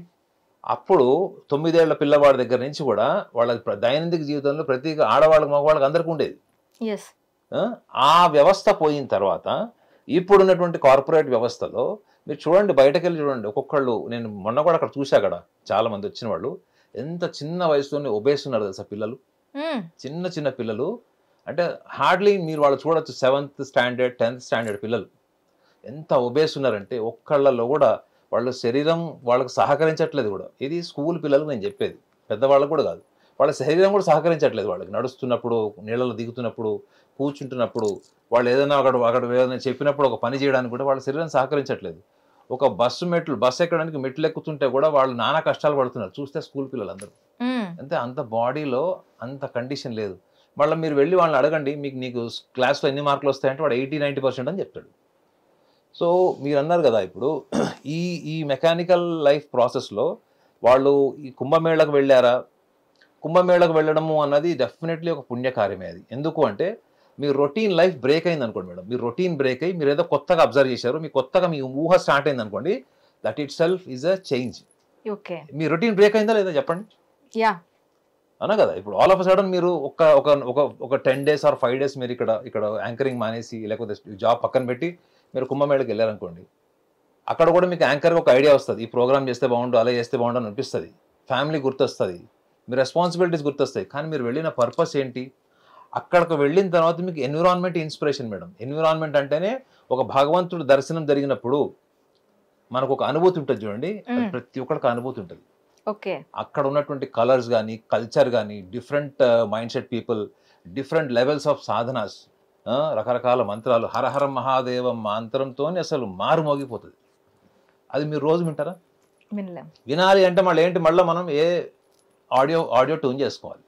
కానీ అక్కడ మీరు ప్రతి ఒక్కడి నోటిలో మీకు హరహర మహాదేవ్ అని వస్తూనే ఉంటుంది, జై శ్రీరామ్ అని వస్తుంది, ప్రతి ఒక్కళ్ళది వస్తుంది. అక్కడ ప్రతి ఒక్కళ్ళు దాంట్లో మునిగేవాళ్ళు, స్నానం చేసేవాళ్ళు అందరూ కూడా వాళ్ళు తెచ్చుకున్నటువంటి మాలలతోనే తపస్సు చేసేవాళ్ళు, వాళ్ళు తెచ్చుకున్నటువంటి మాలలతో మంత్రాలు చదువుకునేవాళ్ళు, కళ్ళు మూసుకొని ధ్యానం చేసేవాళ్ళు, తపస్సు చేసేవాళ్ళు. ఎన్ని వేలు లక్షల మంది ఇక్కడ కనపడతారు. ఇది మీ రొటీన్ బ్రేక్ కాలే? ఇది మినిమం చేంజ్ మేడం. మీరు రోజు మీ జీవితంలో నేను మార్పు మీకు ఇక్కడ కనిపిస్తుంది. దీనివల్ల మార్పు వస్తుంది, గుర్తుపెట్టుకోండి. దీనివల్ల ఈ ఫిజికల్ మెంటల్ ప్రాసెస్ వల్ల వచ్చే మార్పు కేవలం మెకానికల్గా వెళ్ళి నేను నదిలో మునిగాను, పలానా గురువు గారు చెప్పారు, పలానా పుస్తకంలో ఉంది, నేను స్నానం చేశాను, నాకు పుణ్యం వచ్చేసింది. పుణ్యం అంటే మీనింగ్ ఏందో వాళ్ళకే తెలియదు. పుణ్యం అంటే మీనింగ్ తెలియదు వాళ్ళకి. ఏంటంటే నేను చేసిన పాపాలన్నీ పోతే అనుకుంటాడు. అసలు పాపము అన్న పదమే అసలు రాంగ్ టెర్మినాలజీ అని నేను నమ్ముతాను. ఓకే, అయితే ఈ కుంభమేళాకి వెళ్ళిన వాళ్ళు అక్కడ ఉండే సాధు సన్యాసులు కానీ, అఘోరాలకు కానీ, అఘోరాలతో సెల్ఫీలు తీసుకోవటం కానీ, లేదంటే వాళ్ళ పాదాల మీద పడిపోవటం కానీ, ఇలాంటివన్నీ చేస్తూ ఉంటారు. అసలు వీళ్ళ మెంటల్ స్టేటస్ ఏంటి? అక్కడికి వెళ్ళి మీకు ఒక విషయం చెప్పాలా, నేను కూడా సాంప్రదాయ దుస్తులను వెళ్తా ఎక్కడికి వెళ్ళినా. ఓకే, నన్ను కూడా స్వామీజీ అనుకుని చెప్పి నాయనకి పడినాడు కూడా ఉన్నాడు. ఓకే, అర్థమైందా? సాంప్రదాయ దుస్తులను వెళ్తా కదా మేడం. జనరల్గా మనం సనాతన ధర్మాన్ని పాలిస్తాం కాబట్టి గుళ్ళకి గోపురాలకు వెళ్ళేటప్పుడు కార్పొరేట్ డ్రెస్సెస్లో వెళ్ళాం, సాంప్రదాయ బట్టల్లో వెళ్తాం. సో అక్కడికి వచ్చిన వాళ్ళందరూ కూడా ఎవరు కనిపిస్తే వాళ్ళు వెనక వెళ్ళిపోతుంటారు. అట్లా ప్రశ్న ఏంటైతే అయితే ఇక్కడ కంప్లీట్ గా ఈ సన్యాసులు అంతా కూడాను మెటీరియల్స్ అంటే కంప్లీట్ ఈ భవబంధాలని అన్నింటినీ త్యజించి వెళ్ళిపోతారు. వీళ్ళు వీటిని పట్టుకొని వేలబడతారు. ఈ పట్టుకొని వేలబడిన వాళ్ళు మొత్తం అంతా వదిలేసి వెళ్ళిన వాళ్ళ వెనకాల మీద పడితే పుణ్యం వస్తుందా? ఆశ మేడం, ఆశకి హద్దు లేదని ఒక సామెత ఉంది కదా, ఆశకి హద్దు లేదు. సో కాబట్టి ప్రతి మనిషికి నేను అందుకే చెప్పాడు, ఇప్పుడు ఒక మనిషి కాళ్ళ మీద పడుతున్నారు, ఒక సాధు సన్యాసులు జీవితం అంతా వదిలేసి బట్టలు కూడా వదిలేసి నాకు ఏం వద్దురా నాయన, ఈ దౌర్బల్యమే వద్దు, అసలు ఈ భౌతిక దౌర్బల్యమే వద్దు, భౌతిక ప్రపంచం నాకు వద్దు, నేనంతా కూడా శివనామ స్మరణలో ఉంటాను, ఈ శరీరము ఆత్మ మనసు భావాలు అన్నీ కూడా నేను ఆ పరమశివుడికి అర్పించేసుకున్నాను అనేటువంటి తత్వంతోనే వాళ్ళు బతుకుతారు. వాళ్ళ దగ్గరికి వెళ్ళి మీరు సార్ నేను ఇంట్లో టీవీ కొనుక్కోవడానికి నాకు ఈఎంఐ ప్రాబ్లం వస్తుంది, ఫైనాన్షియల్ ప్రాబ్లమ్స్ వచ్చినాయి, హౌస్ లోన్ తీసుకున్నాను, మొన్న హైడ్రాలో నా ఇల్లు పోయింది, ఇవన్నీ మళ్ళీ ఎప్పుడు కలిసి వస్తాయి, ఈ జనాలే అక్కడ ఉంటారు. సో వీళ్ళ ఆలోచన ఏంటంటే వాళ్ళ మైండ్ సెట్లో ఏముందో వాళ్ళు అదే చూస్తారు మేడం. సాధువు కనిపించినప్పుడు వీళ్ళు ఏమనుకుంటారంటే ఒక ఇన్ఫీరియారిటీ కాంప్లెక్స్ ఏమంటారంటే, ఇప్పుడు నేనైనా మీరైనా సాధువైనా కెమెరామెన్ అయినా అందరిలో ఉన్నది ఆత్మనే అని మన సనాతన ధర్మం చెప్తుంది. అందరి ఆలోచన అందరి బుద్ధి వాళ్ళ ఇండివిజువల్ కాన్స్టిట్యూషన్ని బట్టి వాళ్ళ మెచ్యూరిటీ ఇంటెలిజెన్స్ డిఫరెంట్ ఉంది చెప్తుంది. కానీ మీరు ఎప్పుడైతే ఒక సాధువుని చూసినప్పుడు అతను పుణ్యాత్ముడు నేను పాపాత్ముడిని అనేటువంటి కాంప్లెక్స్లోకి వెళ్తారు. నేను అందుకే ఇందాక కూడా చెప్పాను అండి, పాపము అన్న పదానికి అది ఎక్కడి నుంచి వచ్చింది అంటే God concept, the concept of గాడ్ని ప్రమోట్ చేయాలంటే నువ్వు పాపాత్ముడివి అని ప్రమోట్ చేశారనుకోండి, మీకు ఇన్ఫీరియారిటీ కాంప్లెక్స్ వస్తుందా లేదా? పుణ్యం కోసం పరిగెడతాను. నీకు సనాతన ధర్మం ఏం చెప్పిందండి? సనాతన ధర్మం ఏం చెప్పింది? నీ జన్మనే చాలా ఉత్కృష్టమైనటువంటి జన్మ, అంటే చాలా ఉన్నతమైనటువంటి జన్మ. నువ్వు ఒక అంటే నువ్వు ఈ సృష్టిలో కాదు, మొత్తం సృష్టి మొత్తం నీలో ఉందని చెప్పింది. అలా చెప్పినటువంటి ఏకైక ధర్మం సనాతన ధర్మం. స్వామి వివేకానందుల వారు ఏమన్నారు తెలుసా, నువ్వు పాపివి అనడమే పెద్ద పాపం అన్నాడు. అంటే ఒక మతంలో వాళ్ళు నువ్వు పాపివి, పాపం చేసావు నువ్వు, కాబట్టి నేను ఆ భగవంతుడు వచ్చి మొత్తం ఫినాయిల్ పెట్టి కడుగుతాడని చెప్తారు. అది వాళ్ళ మతంలో ఇప్పటికీ చాలా మంది ఆ బోగస్ స్పిరిచువల్ డేటా నుంచి బయటకు వచ్చారనుకోండి, అది వేరే విషయం. కానీ చెప్తున్నాను, ఈ సాధు సన్యాసుల దగ్గరికి వెళ్ళి వాళ్ళని చూడంగానే ఒక ఇన్ఫీరియారిటీ కాంప్లెక్స్ ఏంటంటే, అరే నేను తప్పు చేశాను, పాపం చేశాను, నాకు జీవితంలో ఏదో కోరికలు ఉన్నాయి, భావబంధాలు ఉన్నాయి, కాబట్టి ఇవన్నీ పోవాలంటే నాకు సాధువు కాళ్ళ మీద పడాలి. పడడం వల్ల ఏమొస్తుంది? వాళ్ళ బ్లెస్సింగ్ వల్ల. మన దగ్గర ప్రపంచం అంతా కూడా బ్లెస్సింగ్ని ప్రేయర్ని చాలా నమ్ముతారండి, చాలా వాల్యూ ఇస్తారు. ఒక గొప్ప వ్యక్తి బ్లెస్ చేశాడంటే మన జీవితంలో ఏదో మంచి జరుగుతుంది అనేటువంటి ఒక నమ్మకం ఉంటుంది. అది నిజంగానే ఆ వైబ్రేషన్ ఉన్నప్పుడు అది పాసిబిలిటీ ఉంటుంది. కానీ ఇలా సాధు సన్యాసుల దగ్గరికి వెళ్ళి కాళ్ళు పట్టుకొని నాకు ఉద్యోగం లేదు, వ్యాపారం లేదు, ఈఎంఐలకు డబ్బులు రావట్లేదు, స్వామి నువ్వు నన్ను బ్లెస్ చేయి, నాకు ఏదో ఒకటి నేను ఇంటికి వెళ్ళిన తర్వాత నేను దాన్ని సాధన చేసుకుంటాను అన్న దాంట్లో నీ మెటీరియలిస్టిక్ పర్సెప్షన్కి అతను ఏంటి, he is completely into the spiritual, he has left everything. ఇది ఎట్లా కెమిస్ట్రీ మ్యాచ్ అవుతుంది అనే లాజిక్ ఆ టైంలో పనిచేయదు మేడం. అక్కడ పనిచేసేది ఏంది, ఓన్లీ మై మెటీరియలిస్టిక్ పర్సెప్షన్. అవతల వాళ్ళ యాంగిల్ నాకు అనవసరం కదా, నాకు కావాల్సింది ఏంటి, నా మెటీరియలిస్టిక్ లైఫ్ నాకు కావాలి, మెటీరియలిస్టిక్ సక్సెస్ కావాలి, డబ్బు కావాలి, హోదా కావాలి, కంపారిజన్ స్టేటస్ కావాలి, ఇవన్నీ కావాలి. కాబట్టి ఆ టైంలో నాకు కామన్ సెన్స్ పనిచేయదు. మీరు కాళ్ళ మీద పడిన వాళ్ళందరికీ కూడా ఈ చిన్న స్వభావం ఉంటుంది. అయితే ఇందులో కూడా కొంతమంది జెన్యున్గా కూడా నేను చూశాను, వాళ్ళు ఏమీ ఆశించరు. ఒక సాధువుని చూసి అరే తన జీవితం అంతా త్యాగం చేశాడు. ఒక సాధువు అంటే మీనింగ్ తెలుసా మేడం? ఒక సాధువు అనేవాడు అన్ని రకాల పవిత్రమైనటువంటి ఆలోచనల్ని తను శరీరము మనసు ఆత్మని పవిత్రంగా చేసుకునేటువంటి ఒక ప్రక్రియని మనం సన్యాసం అంటాం. అర్థమైందండి? ఒక సన్యాసి అనేవాడు సర్వం త్యజించేస్తాడు. త్యజించి కేవలం ధర్మ రక్షణ కోసం, దేశ రక్షణ కోసం, ప్రకృతిని రక్షణ కోసం మాత్రమే వాళ్ళు బతుకుతారు. ఆ ప్రక్రియలో ఈ కామన్ మ్యాన్ ఏం చూస్తాడు, అరే పాపం వీళ్ళు లైఫ్ అంతా త్యాగం చేశారు, సాక్రిఫైస్ చేశారు, కాబట్టి వీళ్ళు సాక్రిఫైస్ చేశారు కాబట్టి వీళ్ళు పుణ్యాత్ములు అని ఏమి ఆశించకుండా కాళ్ళకు దండం పెట్టి వాళ్ళ సంస్కారాన్ని అభినందించేటువంటి వాళ్ళు కూడా ఉంటారు. కానీ ఈ బ్యాచ్ చూడండి, మీరు అన్నారు చూడండి, ఆ బ్యాచ్ మాత్రం వాళ్ళు ఎప్పటికీ వాళ్ళు రియలైజ్ అవ్వాలంటే బహుశా ఇంకో జన్మ ఎత్తాలి. ఓకే, అయితే మీ జర్నీలో కంప్లీట్గా కాశీలో కానీ తర్వాత గయా, హిమాలయాస్, ఇలాంటి ప్లేసెస్లో ఎక్కువగా అఘోరాలు నాగసాధువులతో మీ జర్నీ సాగింది. ఎక్కువ కాదు, కొంత. ఓకే, అంటే అక్కడ ఉన్నంతసేపు కూడాను మీరు వాళ్ళతో ఒక ఇంటరాక్షన్ ఉంది మీకు. అవును, yes.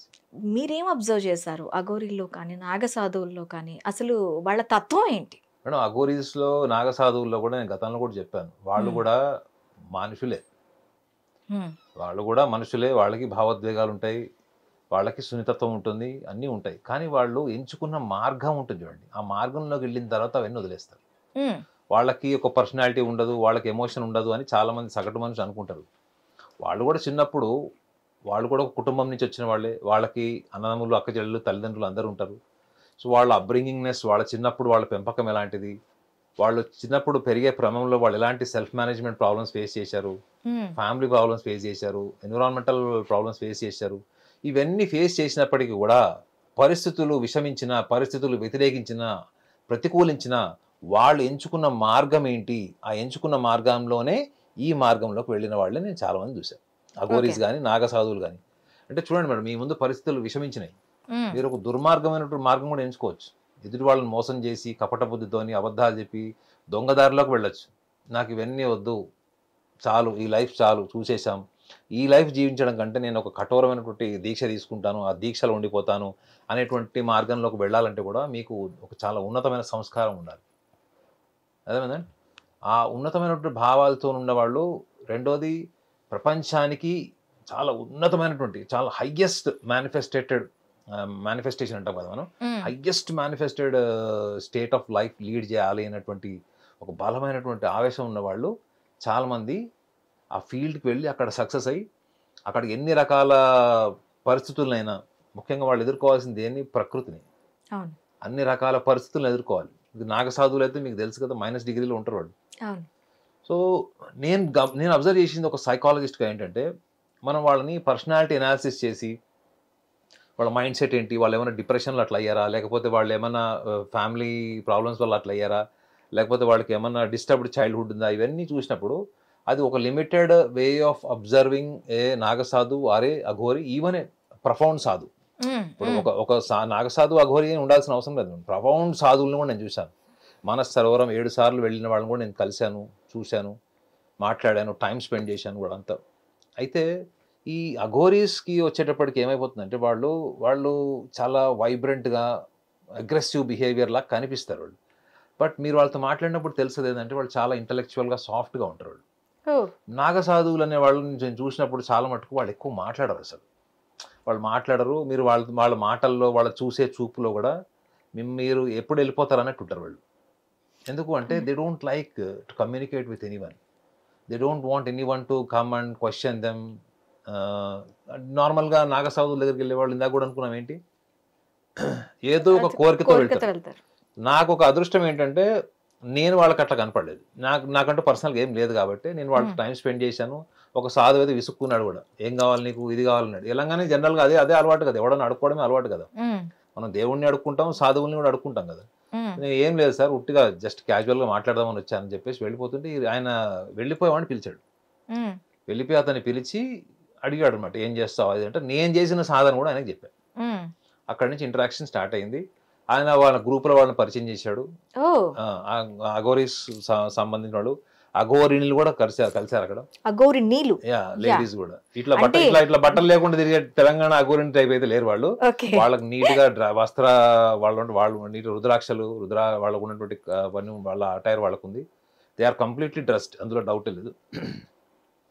సో వాళ్ళని నేను ఒక సైకాలజిస్ట్గా అబ్జర్వ్ చేసినప్పుడు నాకు అనిపించింది ఏంటంటే, నిజంగా ఒక సైంటిస్ట్ అనేవాడు వీళ్ళ మీద రీసెర్చ్ చేస్తే ఎప్పటికీ కూడా ఒక నిర్ధారణకు రాలేడు ఏంటంటే, వీళ్ళకి మానవతీతమైనటువంటి శక్తులు ఉన్నాయా, వీళ్ళు నిజంగా ఒక సగటు మనిషి స్థాయి కంటే ఎక్కువ ఆలోచన ఉందా వీళ్ళకి, అది ఎలా వచ్చింది వాళ్ళకి అంటే మాత్రం వాళ్ళ జీవన విధానం నుంచో, భావోద్వేగాల నుంచో, మానసిక స్థితిగతుల నుంచి అయితే రాలే మేడం. అది డెఫినెట్లీ వాళ్ళు ఏదైనా స్పెషల్గా ఏదైనా యోగా కానీ, ధ్యానం కానీ, హైయెస్ట్ లెవెల్ ఆఫ్ మెడిటేషన్ లాంటిది ఏదైనా చేస్తేనే వాళ్ళకి ఆ స్థిత ప్రజ్ఞత వచ్చింది. మీరు ఎంత విసిగిచ్చినా, ఎంత చిరాకు పెట్టినా వాళ్ళ నుంచి వెళ్ళిపోతారు తప్ప, మిమ్మల్ని ఒక చూపు చూస్తారండి. ఆ చూపులో మీకు అర్థమైపోద్ది, నీ జన్మ ఇంతేరా అన్నట్టు ఒక చూపు చూస్తారనమాట. అప్పుడు మీకు సిగ్గు ఉంటే మనం వెళ్ళిపోవాలి మనం. సో వాళ్ళు ఇబ్బంది పడే సిచ్యువేషన్ వచ్చినప్పుడు మీకు వాళ్ళ బాడీ లాంగ్వేజ్, వాళ్ళు మిమ్మల్ని చూసే చూపు అసలు నెగ్లెక్ట్ చేస్తారు అంటే, బాడీ లాంగ్వేజ్ ద్వారా నెగ్లెక్ట్ చేస్తారు. అప్పుడు మీరు అర్థం చేసుకొని నమస్కారం పెట్టి వెళ్ళిపోతే, మళ్ళీ ఎప్పుడన్నా కనిపిస్తే మాత్రం మళ్ళీ మాట్లాడే అవకాశం ఉంటుంది. అంటే వాళ్ళు మీకు సెకండ్ ఛాన్స్ ఇస్తారు. ఓకే. లేదు మనం అక్కడే ఉన్న చోటే మొత్తం ఇక మీడియా వాళ్ళలాగా మొత్తం కెమెరా పెట్టేసి దన డేటా అంతా లాగాలనుకుంటున్నా మాత్రం మొన్న చూశారు కదా, మన కొన్ని వీడియోలు చూశారు కదా, సాధువులు ఆ? ఒక సాధువు ఉన్నాడు తెలుసు కదా, కొన్ని సంవత్సరాల నుంచి ఇలా చెయ్యి పైకే పెట్టాడు అతను లోక కళ్యాణం కోసం, తెలుసు కదా అది. అవును. అతన్ని కూడా విసిగిస్తే అతను ఎలా కొట్టాడో ఎవరో ఒక ఇద్దరు వ్యక్తుల్ని. సో మనము అఘోరీస్ని నాగసాధువుల్ని ఒక సైంటిఫిక్ పర్సెప్షన్లో అర్థం చేసుకోవడానికి ప్రయత్నం చేస్తే మాత్రం ఏం వర్కౌట్ కాదు. Okay. వాళ్ళ ఒక సైంటిస్ట్ వెళ్ళి ఆ -డిగ్రీలో హిమాలయస్ వాళ్ళతో ఎన్ని రోజులు ఉంటాడా చెప్పండి? 2 రోజులు ఉంటాడా?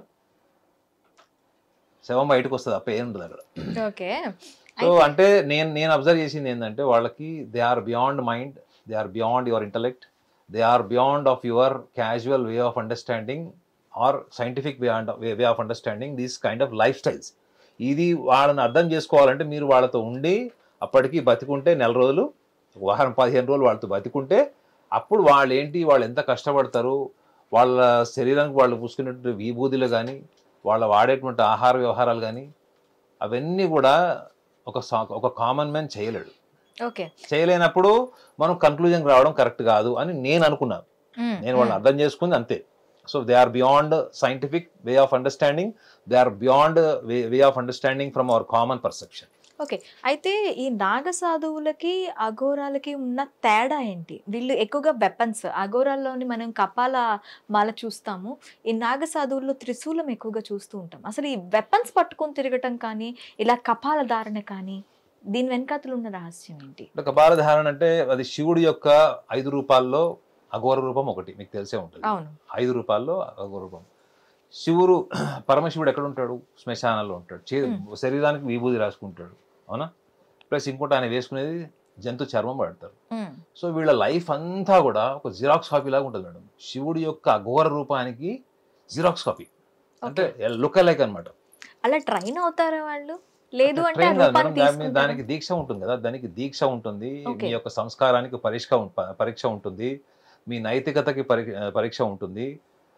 ఆ తర్వాతనే మీరు అన్ని రకాల ఈ కఠోరమైనటువంటి గురు పరంపరలో మీరు అక్కడ గురువు దగ్గర శిక్షణ తీసుకోవాలనుకుంటే బ్రహ్మచర్యము, ఈ బయట సమాజానికి దూరంగా ఉండడము, గురువు పర్మిషన్ లేకుండా గురువు ఆంక్షలు అంటే కండిషన్స్ నుంచి మీరు బయటకు వచ్చేటువంటి స్వేచ్ఛ మీకు ఉండదు.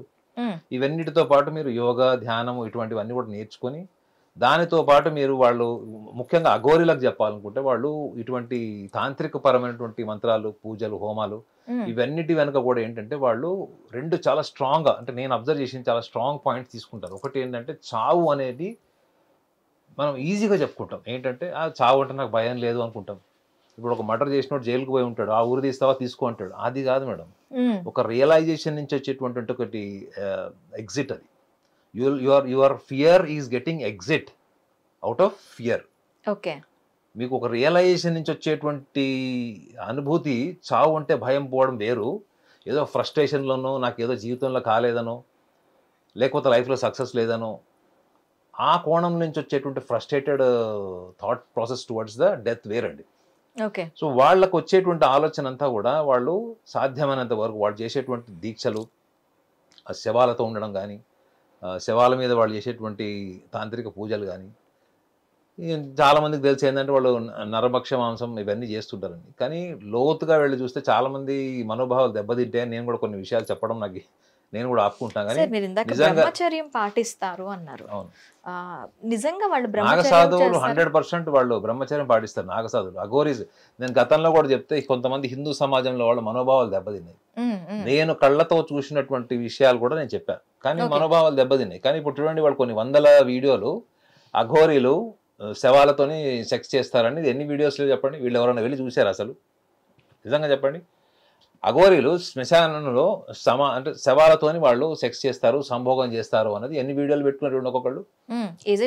కానీ నేను అఘోరిని నేను ఆ రోజు కూడా చెప్పాను. నేను లాస్ట్ ఈ టపోరి తెలంగాణ గురించి మాట్లాడినప్పుడు కూడా నేను ఒక విషయం చెప్పాను. నాకు స్వయంగా చెప్పినటువంటి ఒక అఘోరిని, ఆమె అప్పుడు గుహల్లో ఉన్నప్పుడు, అక్కడ హిమాలయస్లో ఉన్నప్పుడు, ఆమెకి వాళ్ళ గ్రూప్లో వాళ్ళు ఇచ్చేటువంటి వార్నింగ్ ఏంటంటే, ఫలానా గ్రూప్లోకి వెళ్ళొద్దు, వాళ్ళకి అక్కడ వెళ్ళినా వాళ్ళు చంపేస్తారో లేకపోతే నీతో సంభోగం చేస్తారో, ఆ ప్రక్రియలో నువ్వు చనిపోతావో అనేటువంటి వార్నింగ్ ఇచ్చిన విషయాన్ని కూడా అఘోరిని నాతో షేర్ చేసింది ఆమె. అంటే ఇందులో గ్రూప్స్ ఉంటాయి, అంటే ఆ గ్రూప్స్ ఉన్నాయి కదా. ఇప్పుడు చూడండి, ఇప్పుడు చాలా చాలా విషయాలు బయటకు వస్తున్నాయి, దాంట్లో కూడా గ్రూప్స్ ఉన్నాయి మేడం. ఇప్పుడు అఘోరి అనగానే మీరు నేను స్టూడియోలో కూర్చొని అఘోరి నిజాయితీ పరుడా, అఘోరి నిజంగా సాధకుడా, నిష్ఠాగరిష్ఠుడా, అంత అంత పవిత్రుడా అన్నది మనం ఇక్కడ కూర్చొని జడ్జ్ చేయలేము. ఓకే. వాళ్ళు పోయి అక్కడ ఉన్నప్పుడు వాళ్ళ ఏం పర్సనల్ ఎథిక్స్ ఉన్నాయి, ఎంతమంది జెన్యున్ అఘోరీస్ ఉంటారు, అందులో కూడా పర్వర్టెడ్ ఉన్నారా లేదా, ఇవన్నీ చెప్పినప్పుడు ఆమె చెప్పిన ఇన్ఫర్మేషన్ నేను మీడియాతో షేర్ చేశాను. కానీ చాలా మంది హిందువుల మనోభావాలు దెబ్బతిన్నాయి. ఆమె సిన్సియర్గా చెప్పింది ఏంటంటే, నిజమైన వాళ్ళు ఎవరు, అఘోరీలు ఎవరు కూడా ఎదుటి వ్యక్తి యొక్క జీవితంలో తల దూర్చరు, బలవంతం చేయరు అని చెప్పారు. కొంతమంది ఉంటారు కదా, వాళ్ళు అఘోరీలను క్లెయిమ్ చేసుకుంటారు, వాళ్ళు నిజంగా అఘోరాస్ కదా తెలియదు మనకి. సో అటువంటి వాళ్ళ జోలికి వెళ్ళొద్దు అని ఈ అమ్మాయికి వీళ్ళ గ్రూప్లో ఉన్న వాళ్ళు చెప్పారు. ఆమెతోనే నేను ఎక్కువ ట్రావెల్ చేసింది అక్కడ కాశీలో.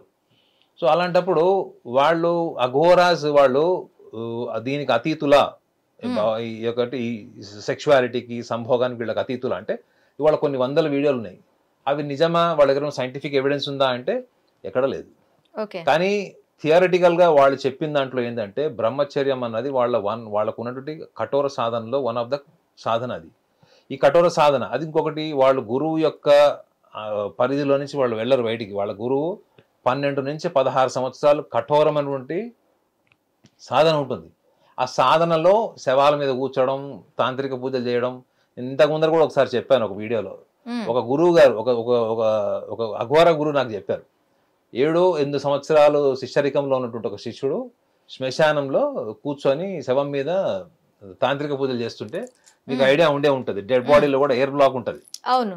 దాన్ని మీరు ప్రెస్ చేసినప్పుడు ఆ ఎయిర్ బయటకు వస్తుంది, ముక్కులో నుంచి కానీ నోట్లో నుంచి బయటకు వచ్చేస్తుంది. సమ్టైమ్స్ అది కాలినప్పుడు పేలుతుంది అంటారు.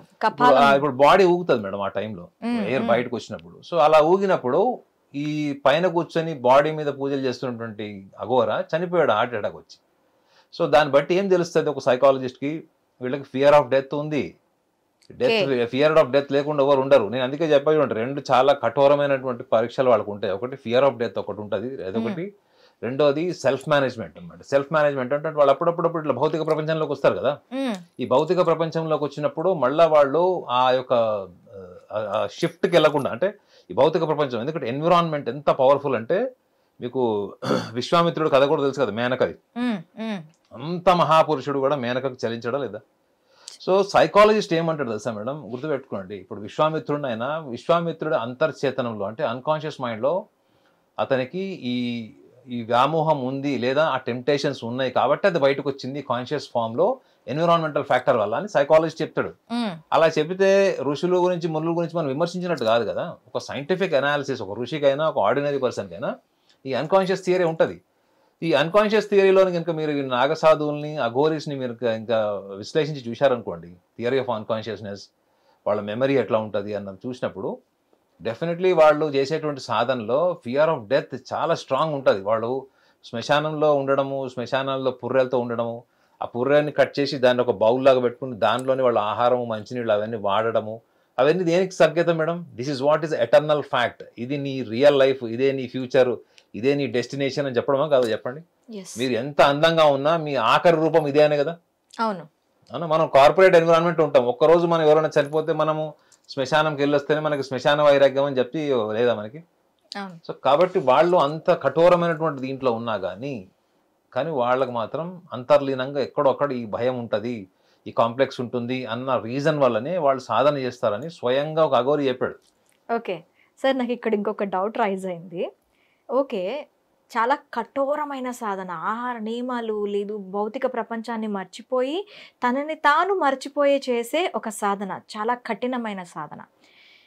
అసలు ఒక సాధారణ వ్యక్తిగా పుట్టిన వ్యక్తి అంత మనసు విచ్ఛిన్నమైపోయి ఒక సన్యాసిగాను, సాధువుగాను, ఒక అఘోరగాను, లేదంటే ఒక నాగ సాధువుగాను ఎందుకు మారిపోవాలనుకుంటున్నారు? అసలు ఏంటి దీని వెనకాతలు ఉన్న వాళ్ళ మైండ్ సెట్ ఏంటి? ఎందుకు అట్లా మారిపోతారు సడన్, ఆల్ ఆఫ్ సడన్?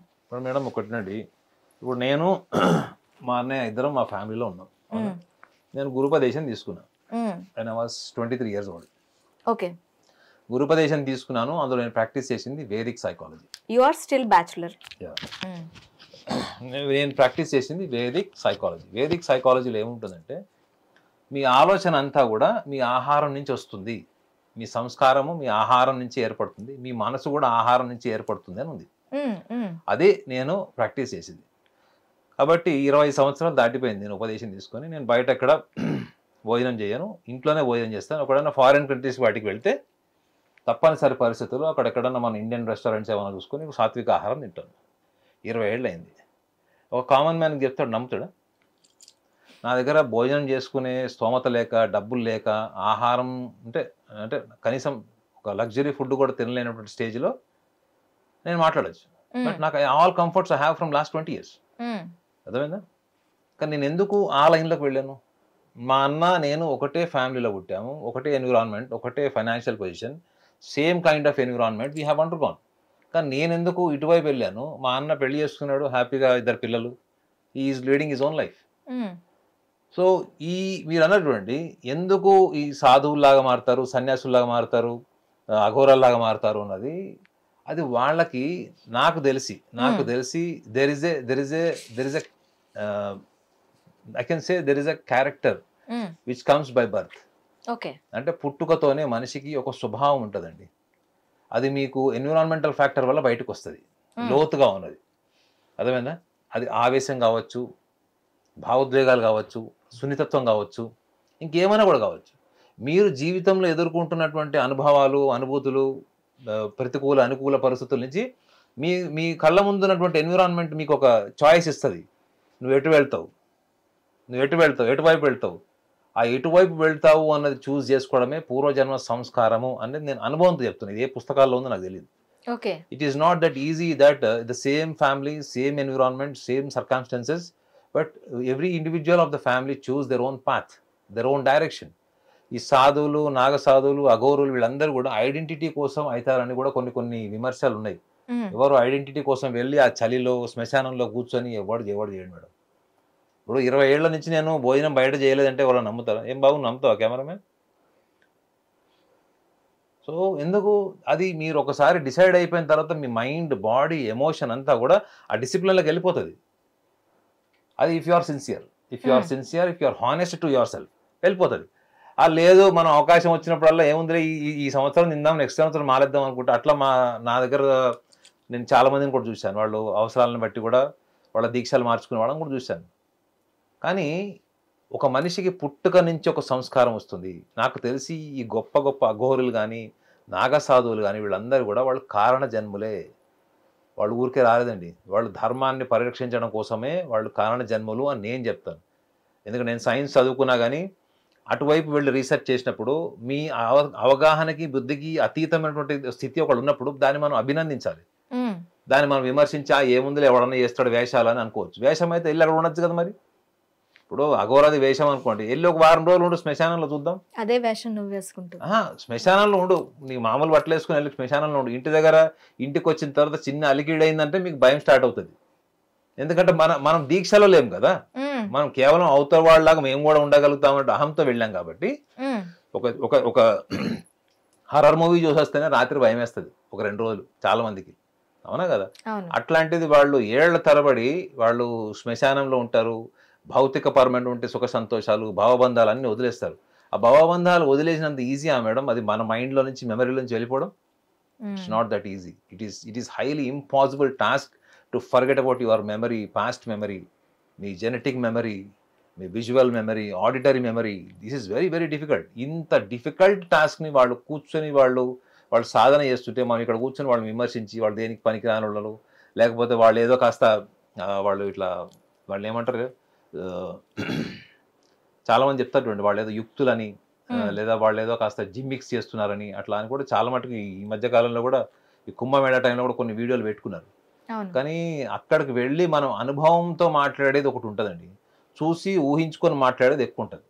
ఇప్పుడు క్రికెట్ మ్యాచ్ టీవీలో నడుస్తున్నప్పుడు మనం ఇక్కడ కూర్చొని కూడా అరే వాడు ఇట్లా ఆడితే బాగుండు, అట్లా ఆడితే బాగుండు అంటుంది.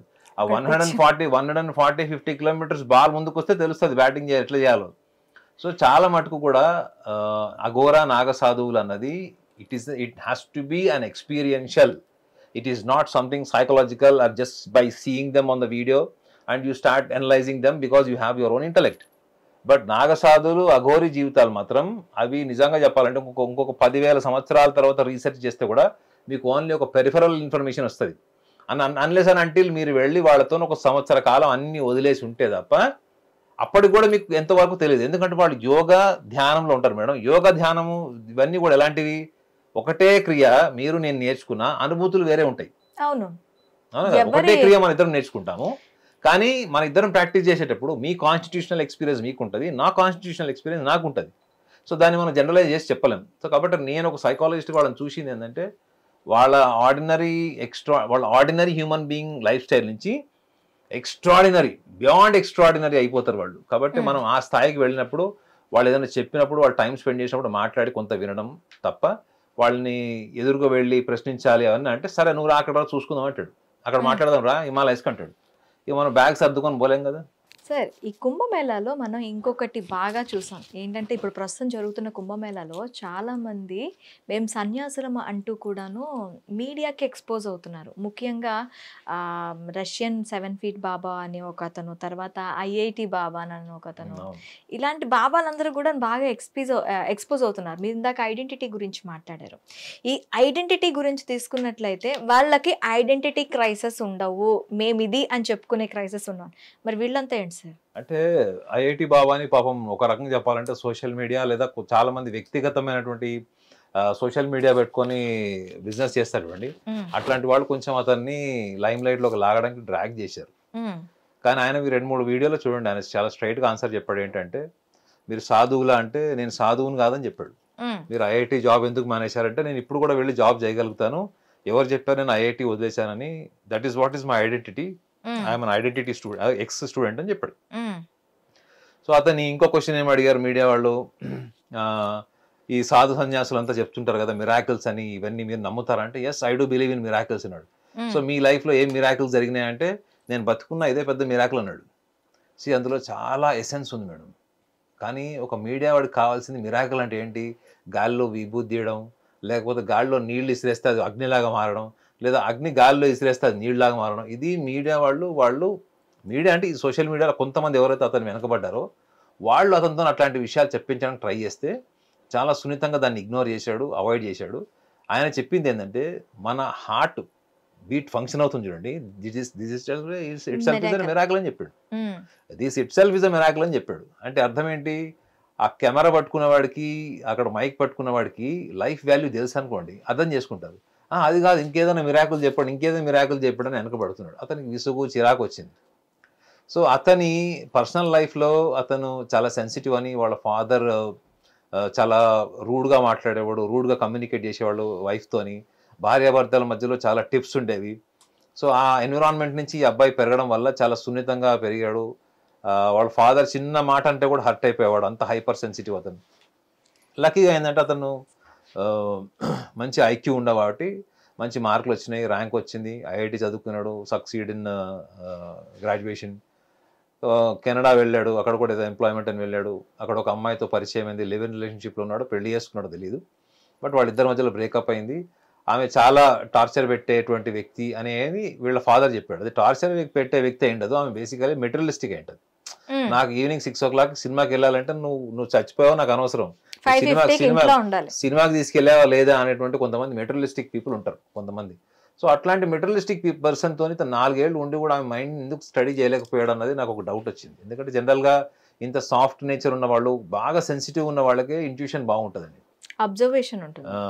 అంటే అబ్జర్వేషన్ ఉండదు, గుర్తుపెట్టుకోండి. సెన్సిటివ్గా ఉండే వాళ్ళకి ఏంటంటే, వాళ్ళు హర్ట్ అయిపోయారు అనుకోండి, వాళ్ళ అబ్జర్వేషన్ సెన్స్ మొత్తం పోతుంది. అప్పటి వరకు ఉండే observation sense, personal feelings hurt, ఊరికే పర్సనల్ ఫీలింగ్స్ హర్ట్ అవుతున్నారంటే సెల్ఫ్ మేనేజ్మెంట్ ప్రాబ్లం అది. I'm not able to manage myself. Equally I will be failed to manage my own circle, my own people, or my girlfriend, or my wife, because I always weak at my self management skills.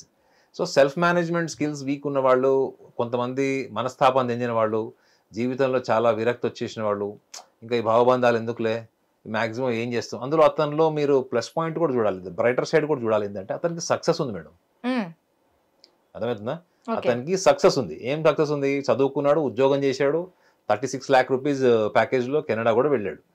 Okay, మీకు success వచ్చిన తర్వాత మీరు ఆధ్యాత్మిక రంగంలోకి వెళ్ళారనుకోండి, అక్కడ నిలబడతారు మీరు.